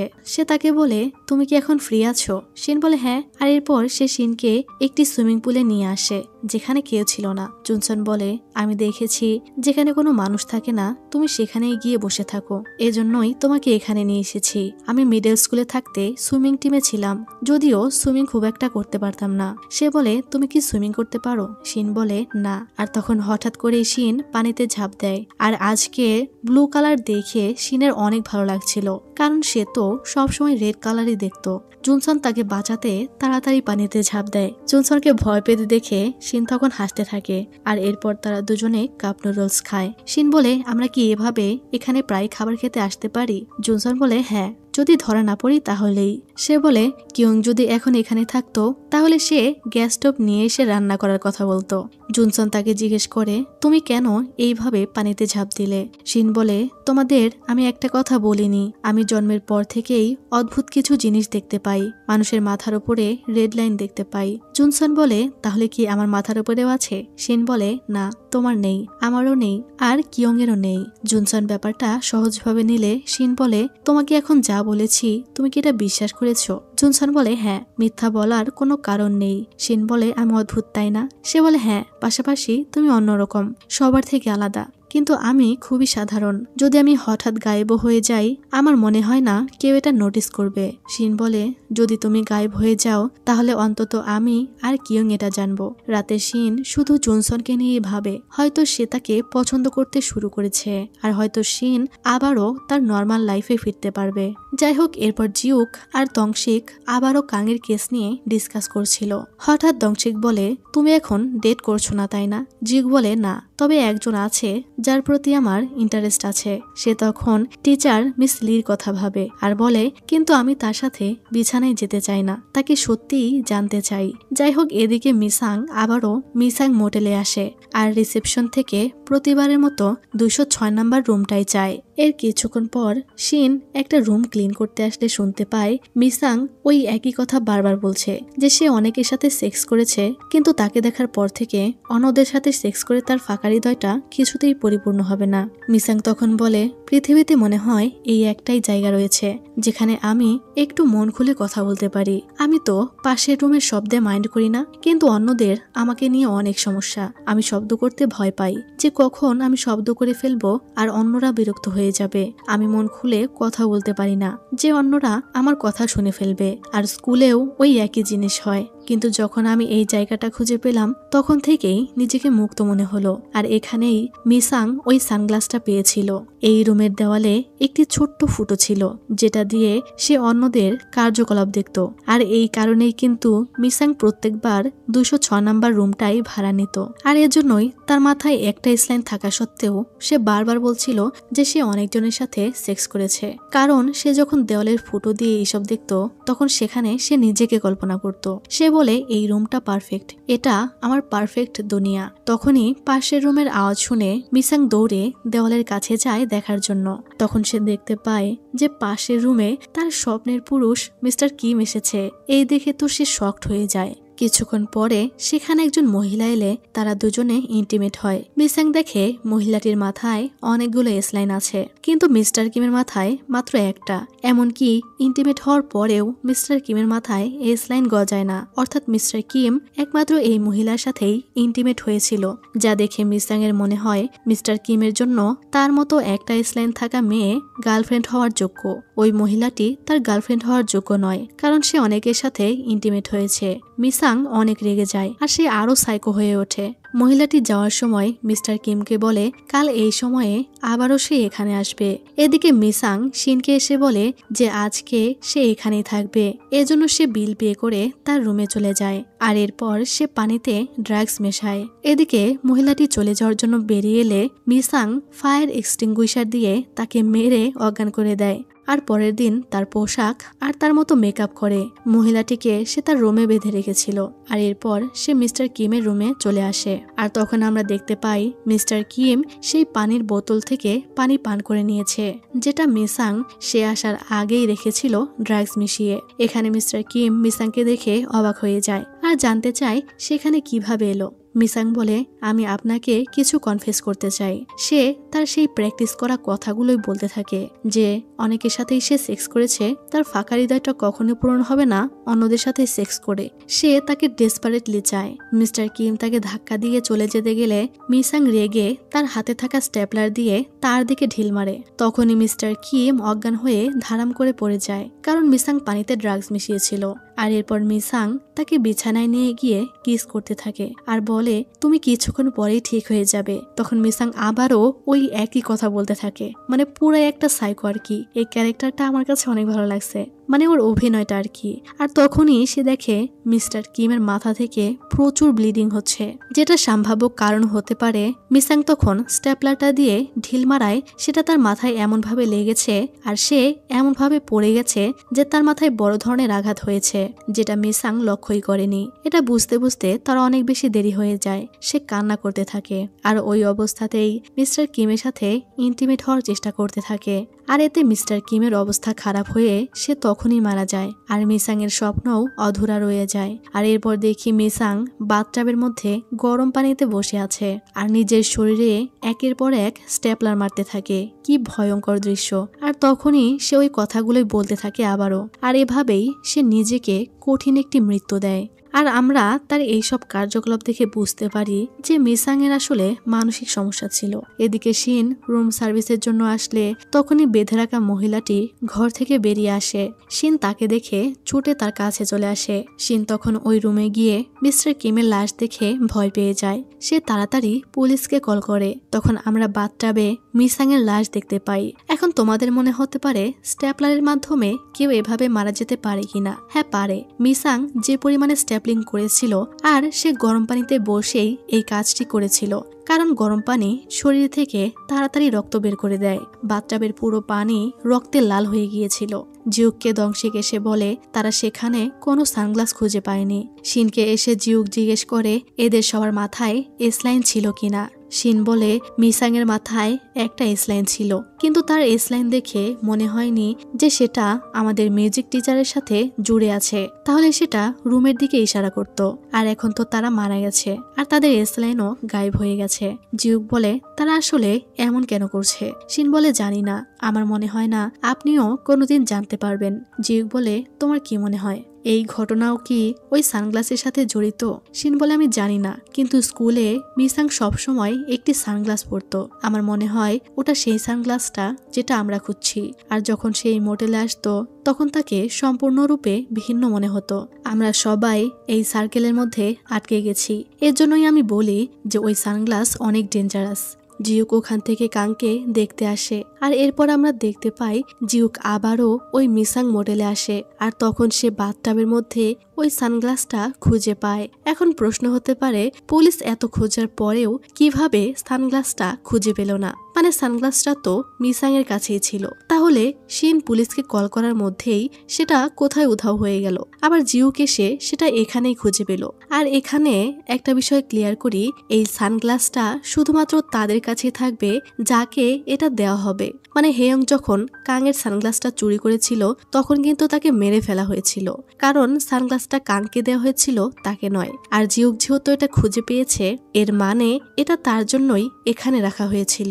এরপর সানগ্লাসটা পরার পর নিজের মাথার উপরে এতগুলো এস লাইন দেখে সে অবাক হয়ে যায়। সে ওটাকে ধরার চেষ্টা করে কিন্তু পারে না। আর এইভাবে সে পুরোপুরি বিশ্বাস করতে পারে যে সত্যিই এস লাইন হয়। এরপর আমরা অনেক বছর আগের ফ্ল্যাশব্যাক দেখতে পাই, যেখানে জিউক একটা বাচ্চাকে কোলে নিয়েছিল, আর এটা হলো কাং। আর এরপর কাং কিছুটা বড় হলে তার মা বাবা দুজনেই একটা অ্যাক্সিডেন্টে মারা যায়। তাকে দেখাশোনার দায়িত্ব তার উপরেই আসে, কিন্তু সে তাকে কেয়ার করতো না। আর এভাবেই তাদের দুজনের মধ্যে দূরত্ব তৈরি হয়। জিউক ব্যাকগ্রাউন্ডে বলে, আমি জীবনে শুধু একটা জিনিসই চেয়েছিলাম, সেটা হলো মুক্ত হতে, কিন্তু যে জিনিসটা থেকে আমি মুক্ত হতে চাইতাম সেটাই আমার দিকে ছুড়ে দেওয়া হতো। কারণ জিউকের বাবাও কোনো এক কারণে আত্মহত্যা করার চেষ্টা করেছিল, যার ফলে তাদের দুজনের দায়িত্বই সম্পূর্ণভাবে তার উপরে চলে আসে। আর এরপর জিউক পুলিশ স্টেশনে বসে তার অন্যান্য কলিগদের দেখে অবাক হয়ে হা করেছিল। দংশিক বলে, তুমি আবার কবে সানগ্লাস নিলে? তুমিও কি তাদের মতো ওই পৃথিবী দেখতে চাইছো? জিউক তখন কিছুই বলে না। আর সানগ্লাসের ব্যাপারে দংশিক জানলেও সে এই ব্যাপারটাকে বিশ্বাস করেনি, এজন্য ব্যাপারটা নিয়ে সে মাথা ঘামায় না। তখনই সেখানে আর্ক হাই স্কুলের একটি মেয়ে চলে আসে, যার নাম হলো জিনা। এরপর দেখি জিউক জিওনকে টেনে হসপিটালে নিয়ে আসছে। জিওন যেতে না চাইলেও জিউক বলে, আমি শুধু তোমাকে তোমার বন্ধুর সাথে দেখা করাতে চাই। আসলে জিউক দেখতে চাইছিল তাদের দুজনের এস লাইন কানেক্টেড কিনা, কিন্তু সে দেখে যে তাদের এস লাইন কানেক্টেড নয়। জিউক বুঝতে পারে না যে কাং এর এস লাইন কার সাথে কানেক্টেড হতে পারে। সে জিওনকে জিজ্ঞেস করে যে কাং এর আগে কোনো বয়ফ্রেন্ড ছিল কিনা। জিওন বলে, আমি তার কোনো বয়ফ্রেন্ড বা বন্ধুর কথা জানি না, তবে একজন ছিল যাকে কাং প্রচন্ড ঘৃণা করত, আর আমার তো মনে হয় ওই মানুষটি আপনি। জিউক বলে, বোকার মতো কথা বলো না। জিওন বলে, কাং সবসময় বলতো যে আমি ওই কুকুরের বাচ্চাকে হত্যা করে ফেলবো। আমার মনে হয় হেয়ং এর থেকেও সে ওই মানুষটিকে বেশি ঘৃণা করত। আর এরপর শিন তার ফ্রেন্ডের সাথে গ্রুপ মেসেজে কথা বলছিল। কিয়ং বলে, 1 নভেম্বর রাতে শিনের জন্মদিন, সেদিন আমরা পার্টি করব। শিন বলে, আমি করতে চাই না, কারণ আমি কখনোই পার্টি করিনি। কিয়ং বলে, সরি, তোমার কাছে অন্য কোনো চয়েস নেই, পার্টি করতেই হবে। তখন জুনসন তাকে আলাদা করে একটি মেসেজ দেয় আর বলে, পার্টির আগে আমি তোমার সাথে দেখা করতে চাই, যেখানে শুধু আমরা দুজনে থাকবো। এদিকে পুলিশ স্টেশনে জিনা এসে একটি রেপ কেস করে। সে বলে, 1 সপ্তাহ আগে আমি ওই ছেলেটির বাড়িতে গিয়েছিলাম।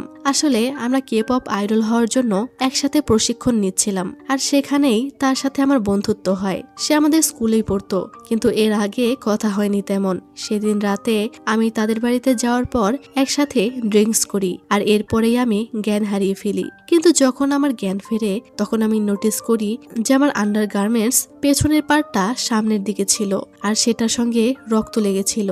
তাকে জিজ্ঞেস করা হয় সে এর আগে কি কখনো সেক্স করেছিল কিনা। জিনা মাথা নেড়ে না বলে। এটা দেখে জিউক বলে, মেয়েটি মিথ্যা কেন বলছে? কারণ ছেলেটি যদি তাকে রেপ করেও তাহলেও তো তার মাথায় আরো 3টা এসলাইন বাকি থেকে যায়। এরপর তারা আবারও স্কুলে চলে আসে। জিউক বলে, আজকালকার বাচ্চারা সত্যিই অদ্ভুত, আমি নিজেও তো হাই স্কুলে এমন ছিলাম না। আর তখনই মিস লির সাথে তাদের দেখা হয়ে যায়। জিউক তখন তার মাথার উপরে একটাও এসলাইন না দেখে বলে সে এখনো ভার্জিন। মিস লি বলে, আপনি সানগ্লাস নিয়েছেন, এটা আপনাকে খুব মানিয়েছে। সে বলে, আপনারা এখানে, এর অর্থ কোনো ভালো খবর নয়, কি হয়েছে? জিউক বলে, সে হানিও নামের একটি ছেলের সাথে কথা বলতে চায়। এরপর হানিওকে তারা জিজ্ঞাসাবাদ করে। তারা বলে 20 সেপ্টেম্বর তারা দুজনে কি করেছিল, তারা কি তার বাড়িতে ড্রিঙ্কস করেছিল। হানিও বলে হ্যাঁ। তারা জানতে চায় তার মা বাবা কোথায়। সে বলে তারা বিদেশে থাকে, আমি সিঙ্গার হওয়ার জন্য কোরিয়াতে ফিরে এসেছি, আর আমি এখানে একাই থাকি। জিউক বলে, তুমি সেক্সুয়াল অ্যাসল্টের কেসের আসামি হিসেবে আমাদের সামনে বসে আছো, কিন্তু তোমাকে দেখে একদম কুল মনে হচ্ছে, তুমি এত শান্তভাবে কিভাবে বসে আছো? হানিও বলে, আমি কখনোই তার সাথে সেক্স করিনি, আর না করতে চাই, সে একদমই আমার টাইপের নয়। তারা চলে যাওয়ার সময় শিনের সাথে তাদের দেখা হয়। শিন তার থেকে চশমাটা চাইতে থাকে। জিউক বলে, এটা একটা কেসের এভিডেন্স, এভাবে কিভাবে তোমাকে দিয়ে দিব? শিন বলে, আর আপনি যে এইভাবে এভিডেন্স পড়ে আছেন এইটা কি ঠিক আছে? জিউক বলে, এটা পড়লে অদ্ভুত একটা ফিল হয়, আর আমি তো তোমাকে বিশ্বাস করি আর তুমিও আমাকে করো, তাহলে সমস্যাটা কোথায়? শিন বলে, আমি আপনাকে বিশ্বাস করি না। সে সানগ্লাসটা কেড়ে নিতে যায়, কিন্তু জিউক দিতে চায় না। সে বলে, আপনি কি কাঙের এই অবস্থা দেখেও কিছু শেখেননি? আপনি কি বুঝতে পারছেন না যে সবগুলো কেস এটার সাথে জড়িত? জিউক বলে, আমি অন্যদের মতো নই, আমি পজিটিভ, আমি কোনো ভুল করব না। শিন বলে, আপনি বুঝতেও পারবেন না যে আপনি কখন চেঞ্জ হয়ে গেছেন। তখনই সেখানে মিস লি এসে জানতে চায় কি হয়েছে। শিন কিছু না বলে রেগে চলে যায়। জিউক বলে, তেমন কিছুই না, সে আমার প্রতিবেশী। জিউক তখন তাকে বলে, আপনি কি আমার সাথে ডিনারে যাবেন? মিস লি বলে, বুঝলাম না। জিউক তখন লজ্জায় আর কিছু না বলে চলে যায়। আর এখানেই কিন্তু আমরা জানতে পারি যে মিস লিও এস লাইন দেখতে পেত, আর সে তখন জিউকের এস লাইনগুলো দেখে অদ্ভুতভাবে হাসে। যাই হোক, এরপর আমরা দেখি হানিওকে আবারও ইন্টারোগেট করা হচ্ছে। সে বলে, জিনা খুবই বিরক্তিকর, সবসময় আমাকে কল করতো, মেসেজ করতো, দেখা করতে বলতো, কিন্তু আমি তাকে তেমন পাত্তাই দিতাম না। সে তাদেরকে জিনার মেসেজগুলো দেখায়। এদিকে জিনাকে জিউক বলে, তুমি সব মেসেজ ডিলিট করে দিয়েছো, যে আন্ডারগার্মেন্টস এর রক্ত ছিল সেটাও ধুয়ে ফেলেছো, আর 2 সপ্তাহ পর একটা ফাইল চার্জ করেছো। মানুষ কি এটা নিয়ে মজা নেবে না? জিনা বলে, আমি আগেও বলেছি, আমি বিশ্বাস করতে চাইনি যে আমার সাথে যা হয়েছে সেটা সত্যিই হয়েছে। জিউক বলে, এটাও তো হতে পারে যে তুমি মিথ্যা অভিযোগ করছো। জিনার মা বলে, সে জিনার কাপড় চোপড় ধুয়েছে, জিনার কোনো দোষ নেই, জিনা সত্যি কথা বলছে। তখন জিউককে তার কলিগ মেসেজ করে বলে, সে হানিউর থেকে তেমন কিছুই জানতে পারেনি, সে তাকে এখন বাড়িতে পাঠিয়ে দিবে। জিউক এই শুনে গিয়ে ওই রুমের দরজাটা খুলে দিয়ে আসে, আর সেখান দিয়ে হানিও যাওয়ার সময় সে ফলো করে যে তাদের এস লাইন কানেক্টেড কিনা, কিন্তু সে দেখে তাদের এস লাইন কানেক্টেড না। এই দেখে জিউক রেগে যায়, কিন্তু শান্ত হয়ে জিনাকে আবারও জিজ্ঞেস করে হানিউ আর তার মধ্যে কিছু হয়েছে কিনা, কিন্তু জিনা ওই একই কথা বলে। বাড়ি ফিরলে শিন তাকে সানগ্লাস বলে ডাকে আর বলে, সেদিন তো তুমি আমাকে সানগ্লাস বলেই ডেকেছিলে তাই না? তারা দুজনে বসে কথা বলে। তখন জিউক তাকে তার মায়ের ছবিটি দেয়, যেটা সে তার মায়ের কেস ফাইলের মধ্যে পেয়েছিল। সে বলে, আমি তোমাদের কেস ফাইল পড়েছি, তোমার মা বাবার সাথে যেটা হয়েছে এতে তোমার কোনো দোষ নেই। শিন বলে, তাকে এরকম দেখতে, আমি তো তার চেহারাটাও ভুলে গেছিলাম। জিউক বলে, তুমি কি তাকে খুঁজতে চাও? শিন বলে, কাং বলতো যদি সে বেঁচে থাকতো তাহলে এতদিনে আমাকে অবশ্যই দেখতে আসতো। জিউক বলে, তুমি বলেছিলে চশমাটা বিপজ্জনক, কিন্তু আমি শিওর এটা আমাকে কাউকে খুঁজতে সাহায্য করবে, যেভাবে তুমি আমাদের অ্যাপার্টমেন্টের মহিলাটিকে বাঁচিয়েছিলে। শিন বলে, আপনি এখন কাকে বাঁচানোর চেষ্টা করছেন? সে বলে, তোমাদের ক্লাসের ইউন জিনা। শিন বলে, আমিও শুনেছি সে কারো নামে সেক্সুয়াল অ্যাসল্টের রিপোর্ট করেছে। জিউক বলে, আমি এই কেস ডিসমিস করে দিয়েছি। এই সানগ্লাস আমাকে সাহায্য করেছে, কারণ তাদের দুজনের এস লাইন কানেক্টেড ছিল না। তখন শিন বলে, হতে পারে জিনা সত্যি কথা বলছে, কারণ 2 সপ্তাহ আগে আমি তার মাথায় একটাও এস লাইন দেখতে পাইনি, কিন্তু 2 সপ্তাহ পর স্কুলে আসলে তার মাথায় 4টা এস লাইন দেখতে পাই। এই শুনে জিউক আবারও পুলিশ স্টেশনে যেতে থাকে আর দংশিককে কল করে বলে কেসটা প্রসিকিউটর অফিসে না পাঠাতে। এরপর তারা দুজনে মিলে হানিউর বাড়িতে যায়। তার রুম অনেকটা পরিপাটি দেখে জিউক বলে, তুমি মনে হয় পরিচ্ছন্নতা পছন্দ করো। হানিউ বলে, হ্যাঁ, একটু বেশিই পছন্দ করি, কিন্তু তারা সেখানে তেমন কিছুই খুঁজে পায় না। আর এরপর তারা ক্লোদিং ডোনেট বিন থেকে হানিউর বিছানার চাদরটা খুঁজতে থাকে, আর খুঁজতে খুঁজতে তারা সেটা পেয়েও যায়, আর সেটা ফরেন্সিকে পাঠিয়ে দেয়। দংশিক বলে, তুমি ব্যাপারটা বুঝলে কি করে? জিউক বলে, আমি লক্ষ্য করেছিলাম যে হানিউর বিছানার চাদরটা অন্যান্য ইন্টেরিয়রের সাথে কালার ম্যাচ করছিল না। এটা আমার কাছে অদ্ভুত লেগেছিল। আইডিয়া করেছিলাম যে সে হয়তো এটা এখানে ফেলে দিতে পারে, আর সেটাই হলো। এতটুকু ক্লিয়ার যে সে কিছু একটা লুকানোর চেষ্টা করছে। পরদিন তারা আবারও হানিউকে ডেকে পাঠায় আর জানতে চায় কেন সে তার বেডশিটটা ফেলে দিয়েছিল। হানিউ বলে, আমি আগেও বলেছি যে আমি পরিচ্ছন্নতাকে একটু বেশি কেয়ার করি, ইউজ করা বেডশিটে আমি শুতে পারি না। দংশিক বলে, জিনার রক্ত তোমার বেডশিটে কি করে এলো? সে বলে, আমি জানি না, হতে পারে তার পিরিয়ড হয়েছিল। এটা শুনে দংশিক রেগে যায়। তখনই সেখানে জিউক চলে আসে আর তাকে ড্রিঙ্কস অফার করে বলে, আমি তোমাকে বিশ্বাস করি, আমি জানি তুমি কিছুই করনি, কারণ আমাদের মতো গুড লুকিং ছেলেরা মেয়েদেরকে দূরে সরিয়ে দিতে পারে না, মেয়েরা সবসময় পিছনে পড়েই থাকে। হানিও বলে, অন্যরা তাকে পছন্দ করলেও আমার তাকে পছন্দ ছিল না। সে আমাকে জোর করেছিল আমার বাড়িতে আসার জন্য। আমি জাস্ট তাকে আসতে দিয়েছিলাম। সেদিন রাতে ড্রিঙ্কস করার পরে সে বাড়ি যেতে চায়নি এবং আরেকটি ড্রিঙ্কস চেয়েছিল। এজন্য আমি স্টোরে গিয়ে তার জন্য বিয়ার এনেছিলাম। জিউক বলে, তুমি বিয়ার কিভাবে কিনলে? তুমি তো মাইনর, তাই না? সে বলে, ওই স্টোরটা কখনোই আইডি চেক করে না, আপনি গিয়ে দেখতে পারেন। তারা সিসিটিভি ফুটেজে দেখে সত্যিই হানিও ড্রিঙ্কস কিনে নিয়ে যাচ্ছে। আর তখনই জিউক ওই বিল্ডিং এ কিছু ছেলেকে ঢুকতে দেখতে পায়। কিন্তু বিল্ডিং এ ঢোকার সময় তাদের যতগুলো এস লাইন ছিল, বের হওয়ার পর জিউক গুনে দেখে তাদের সবারই একটা করে এস লাইন বেশি। জিউকের এমন কাজ দেখে দংশিক কিছুটা অবাক হয়ে যায়। পরদিন স্কুলে শিন জিনাকে দেখতে পায়, আর তখনই সে দেখে তার এস লাইন গুলো সেই 4টা ছেলের সাথে কানেক্টেড। আর এটা দেখার সাথে সাথে শিন জিউককে কল দেয়, কিন্তু তার আগেই জিউক এখানে চলে এসেছিল। এরপর তাদের সবাইকে জিজ্ঞাসাবাদের জন্য নিয়ে যাওয়া হয়, কিন্তু তারা কেউই কিছুই বলছিল না। জিউক তখন তাদের মধ্যেকার সবচেয়ে দুর্বল ছেলেটিকে টার্গেট করে। ছেলেটি তার মায়ের কাছে যেতে চাইছিল। সে বলে সে এসব কিছুই করেনি। জিউক তখন বলে, আচ্ছা ঠিক আছে, চলো তোমাকে বাড়িতে পৌঁছে দেই। এই বলে তাকে গাড়িতে করে নিয়ে যাচ্ছিল।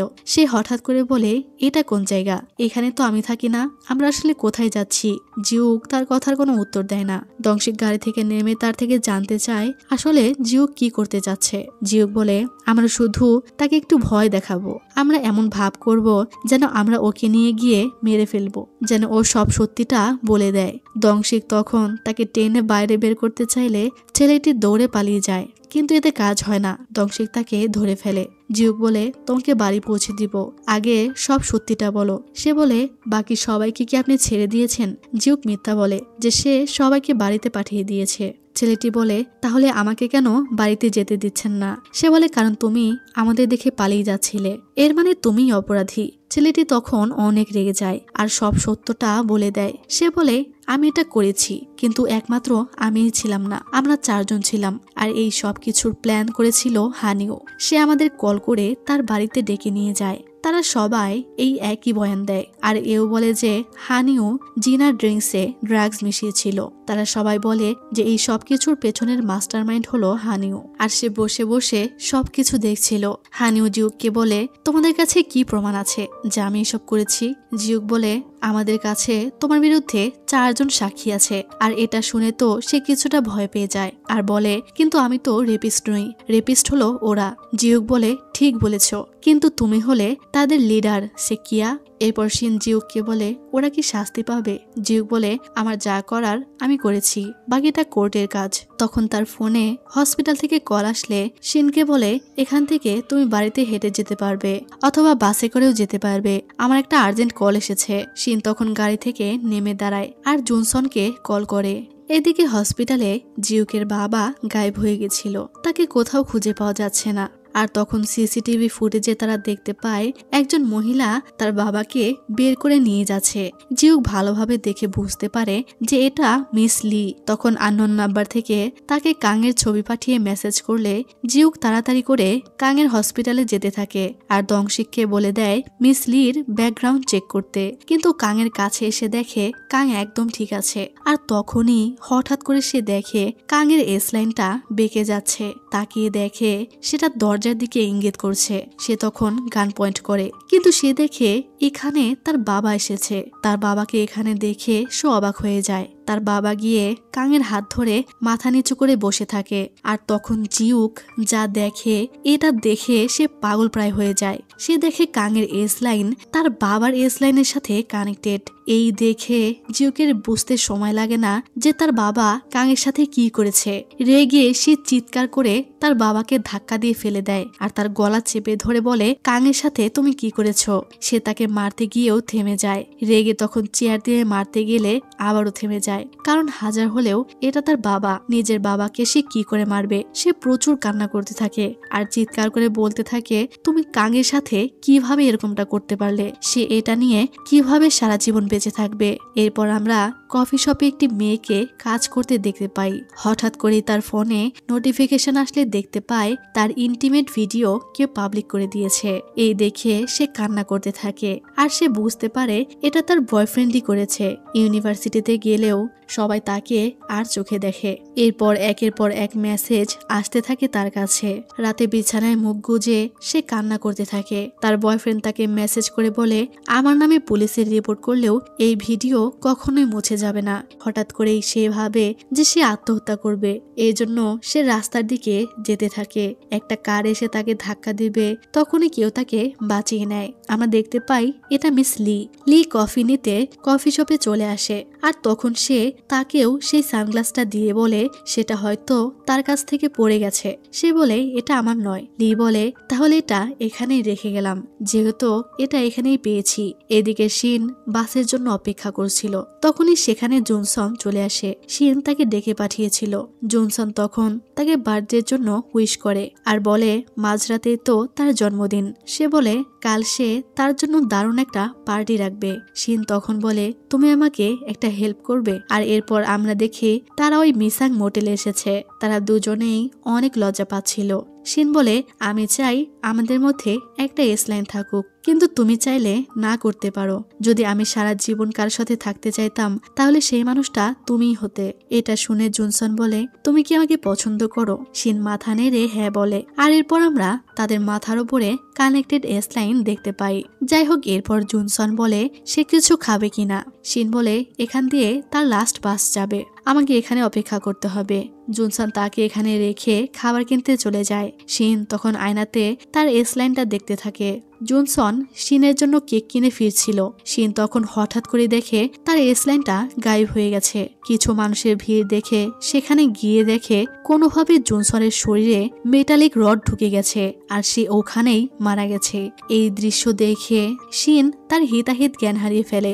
সে বসে কান্না করতে থাকে আর ব্যাকগ্রাউন্ডে বলে ছোটবেলা থেকেই আমি নিজেকে অভিশপ্ত মনে করে এসেছি। আমার কারণে আমার বাবা মারা গেছে, কিন্তু আমি নিজেকে পাল্টাতে চেয়েছিলাম, কিন্তু পারিনি। আমি সত্যিই অভিশপ্ত। যেই আমার কাছাকাছি আসবে সেই মারা যাবে। আর তখনই তার কাছে একটি মেসেজ আসলে দেখতে পায় তার ফ্রেন্ড কিয়ংকে বেঁধে রাখা হয়েছে। তখনই ঠিক 12টা বাজলে সেই আননোন নাম্বার থেকে তাকে বার্থডে উইশ করা হয়। আজকে শিনের 17 বছর পূর্ণ হয়েছিল। সে তখন জিউককে কল করে সাহায্য চায়। এরপর জিউক তাকে বলে তুমি কি সত্যি কাঙের এসলাইন সম্পর্কে জানতে না? শিন বলে যদি জানতাম তাহলে বলে দিতাম। জিউক তখনও রেগেছিল। শিন বলে আমি প্রত্যেক বছর আমার জন্মদিনে একটি বার্থডে কার্ড পেতাম। প্রথমে ভেবেছিলাম এগুলো হয়তো আমার মা পাঠায়, কিন্তু পরে আমি বুঝতে পারি যে কেউ আমার উপরে নজর রাখছে, যে আমার জন্মদিনের অপেক্ষায় থাকতো, যেন আমি পরিপূর্ণ হলে আমাকে কিছু একটা করতে হবে। আর মনে হয় আজকেই সেই দিন। এই বলে জিউককে তার ফোনটা দেয়। তাকে মেসেজ করে স্কুলের বাউন্ডারি রুমে যেতে বলা হয়েছিল। জিউক বলে এর মানে যে তোমাকে ওই স্কুলে ডেকে পাঠিয়েছে আর আমাকে যে সানগ্লাস দিয়েছে এটা একজন মানুষই। এরপর তারা স্কুলে চলে আসে। জিউক বলে আমি তোমার হোমরুম টিচার মিস লির ব্যাকগ্রাউন্ড চেক করিয়েছি, কিন্তু লি ইউজিন নামের কোনো মানুষ এক্সিস্টই করে না। আর এরপর দুজনে স্কুলের বিল্ডিং এর সব জায়গায় কিয়ংকে খুঁজতে থাকে।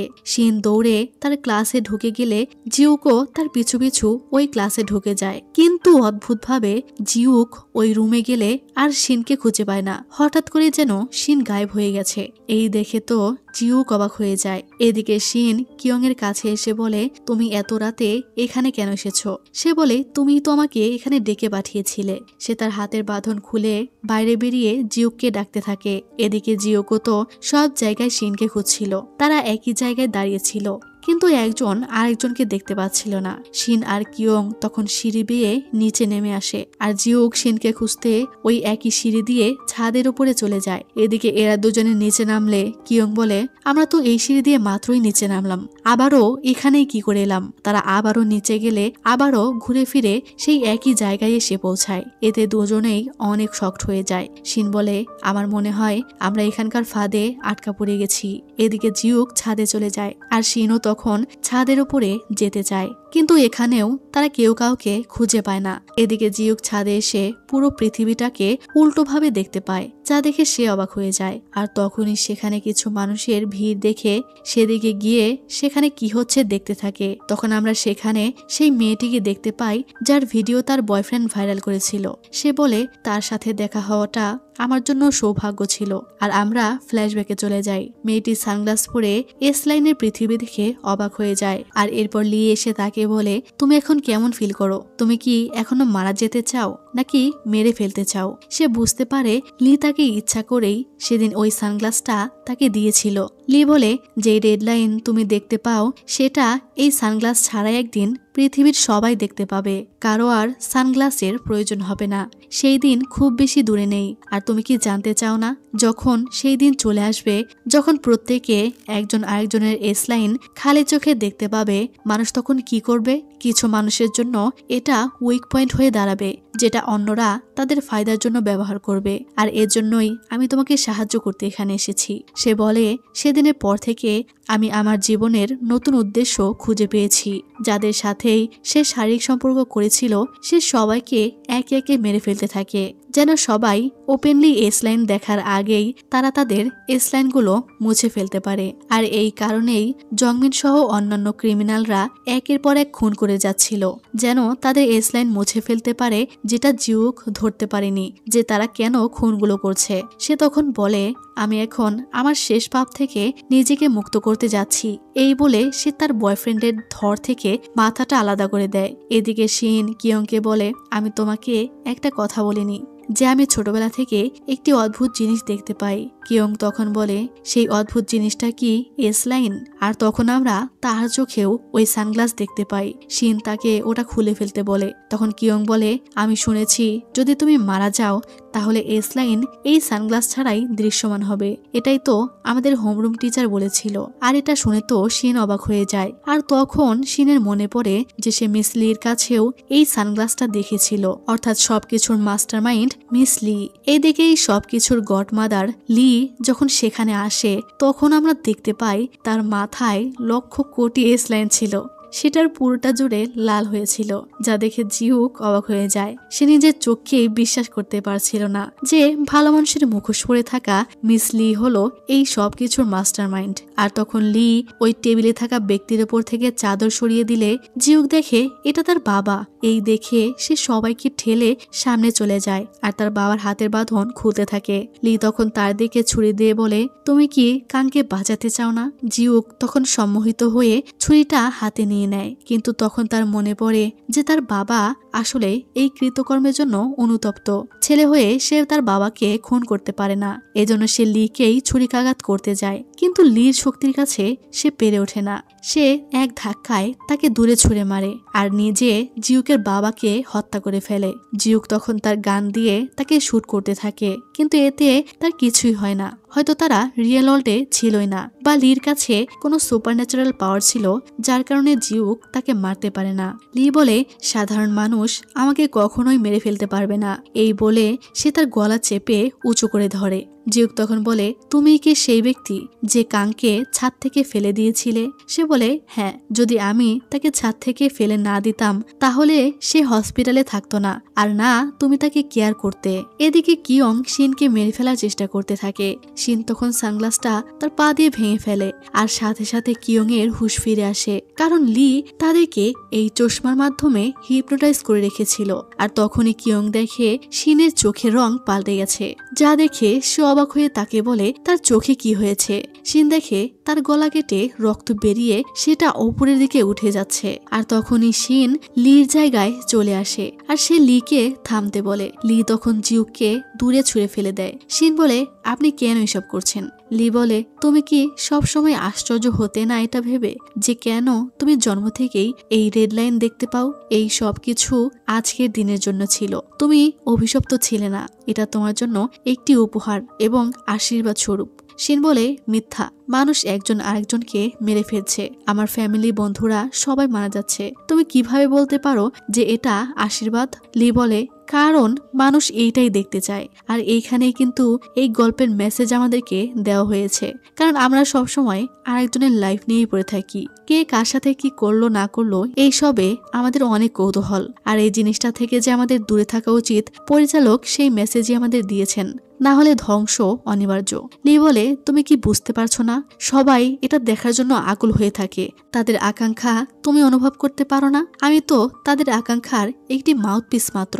সবাই তখন গোল হয়ে দাঁড়িয়ে যায় আর লি তাকে ছুরিকাঘাত করতে যাবে, কিন্তু শিনের মা এসে তার মেয়েকে বাঁচিয়ে নেয়। শিন তার মাকে দেখে চিনতে পারে। তার মা তার থেকে ক্ষমা চায় আর বলে, তোমার বাবাকে আমি মেরে ফেলেছিলাম, এতে তোমার কোনো ভুল ছিল না, কারণ আমার কাছেও একটা সানগ্লাস ছিল। এই বলেই সে মারা যায়। শিন কান্না করে রেগে লিকে মারতে যায়, কিন্তু লি তার পেটে ছুরি স্ট্যাব করে দেয় আর শিনের রক্ত ওপরের দিকে যেতে থাকে। তখন সে শিনকেও হাতের ইশারায় ওপরে তুলে ফেলে আর শিনের রক্ত দিয়ে একটি সার্কেল বানানো হয়। পুরো আকাশ লাল হয়ে গেছিল আর এরপরে শিন নিচে পড়ে যায়। লি তখন বৃত্তটাকে হাতের ইশারায় ব্লাস্ট করে দেয় আর তার মিশনও সাকসেস হয়ে যায়। আর তখনই শিন এসে ছুরি তার পেটে ঢুকিয়ে দেয়। লি বলে, তুমি অনেক দেরি করে ফেলেছ। আমি ইতিমধ্যেই তোমার বেঁচে থাকার কারণটা প্রমাণ করেছি। তুমি এই কারণেই এতদিন বেঁচে ছিলে। আমরা দুজনেই এখানে সেটাই করেছি যা আমাদের এখানে করার কথা ছিল। আর এরপরে লি মারা যায় আর তখনই সবার হুঁশ ফিরে এলে সবাই এলোমেলো দৌড়াতে শুরু করে। আর এই আওয়াজে জিওকেরও হুঁশ ফিরে আসে আর একজনের ধাক্কায় তার সানগ্লাসটাও নিচে পড়ে যায়। আর এরপর শিন নিজেকে স্কুলের ছাদে আবিষ্কার করে। আর এখানে আমার একটা থিওরি হলো যে তারা এতক্ষণ হয়তোবা ইনভিজিবল কোনো একটা ওয়ার্ল্ডে ছিল। জিওকও তখন ছাদের উপরেই ছিল। তখনও জিউক তার সানগ্লাসটা খুঁজছিল আর সানগ্লাসটা ধরতে গিয়ে সে ছাদ থেকে পড়ে যেতে লাগছিল, কিন্তু শিন এসে তাকে আটকায়। এদিকে পুরো পৃথিবীর আকাশ লাল বর্ণের হয়ে গেছিল। সবাই সেটার ভিডিও করতে থাকে। কিয়ং তখন হঠাৎ করেই জিউকের মাথার এসলাইন দেখতে পেয়ে ভয়ে চিৎকার করে ওঠে আর এইদিকে শহরের সবার মাথায় এসলাইন দৃশ্যমান হয়ে যায়, যা দেখে সাধারণ মানুষ অবাক হয়ে যায়। তারা বুঝতে পারে না যে এটা কি জিনিস, অর্থাৎ সেটাই হলো যেটা লি করতে চেয়েছিল। শিনের তখন লির কথা মনে পড়ে। সে বলেছিল একদিন সবাই সেই পৃথিবী দেখতে পাবে যা তুমি দেখতে পাও। আর এরপরে প্রায় একটা বছর কেটে যায় আর আমরা একটা মেট্রোর সিন দেখতে পাই। শিন সেখানে বসেছিল আর সাধারণ মানুষদের মধ্যে কিছু মানুষ মাথায় হেলমেট পরেছিল, কারণ সবাই একজন আরেকজনের এসলাইন দেখতে পেত। শিন বলে, এটা এমন এক পৃথিবী যেখানে সবাই এসলাইন দেখতে পায়। ফাইনালি আমি সেটাই পেলাম যেটা আমি চেয়েছিলাম। একজন সাধারণ মানুষ হতে চেয়েছিলাম আর এখন সবাই আমার মতো এসলাইন দেখতে পায়। প্রায় এক বছর ধরে সারা বিশ্ব এক বিরাট বিশৃঙ্খলার মধ্যে ছিল। মানুষ জানার চেষ্টা করছে যে কেন হঠাৎ করে এসলাইন দৃশ্যমান হলো, এটার রহস্যটা কি, কিন্তু তারা উত্তর খুঁজে পায়নি। এরপর আমরা কাংকে দেখতে পাই। সে কোমা থেকে বেরিয়ে এসেছিল। সে কোনো এসলাইন ছাড়াই আবারও এই পৃথিবীতে ফিরে এসেছে। জিউক তাকে নেওয়ার জন্য এসেছিল। শিন ব্যাকগ্রাউন্ডে বলে, খুশির ব্যাপার হলো যে তারা দুজনেই বেঁচে আছে। জিউক কাংকে বলে, লাঞ্চে কি খেতে চাও? কাং বলে, তোমার সাথে খাবার খেতে আমি বিব্রত বোধ করি, কারণ সবাই তোমার এসলাইনের দিকে তাকিয়ে থাকে।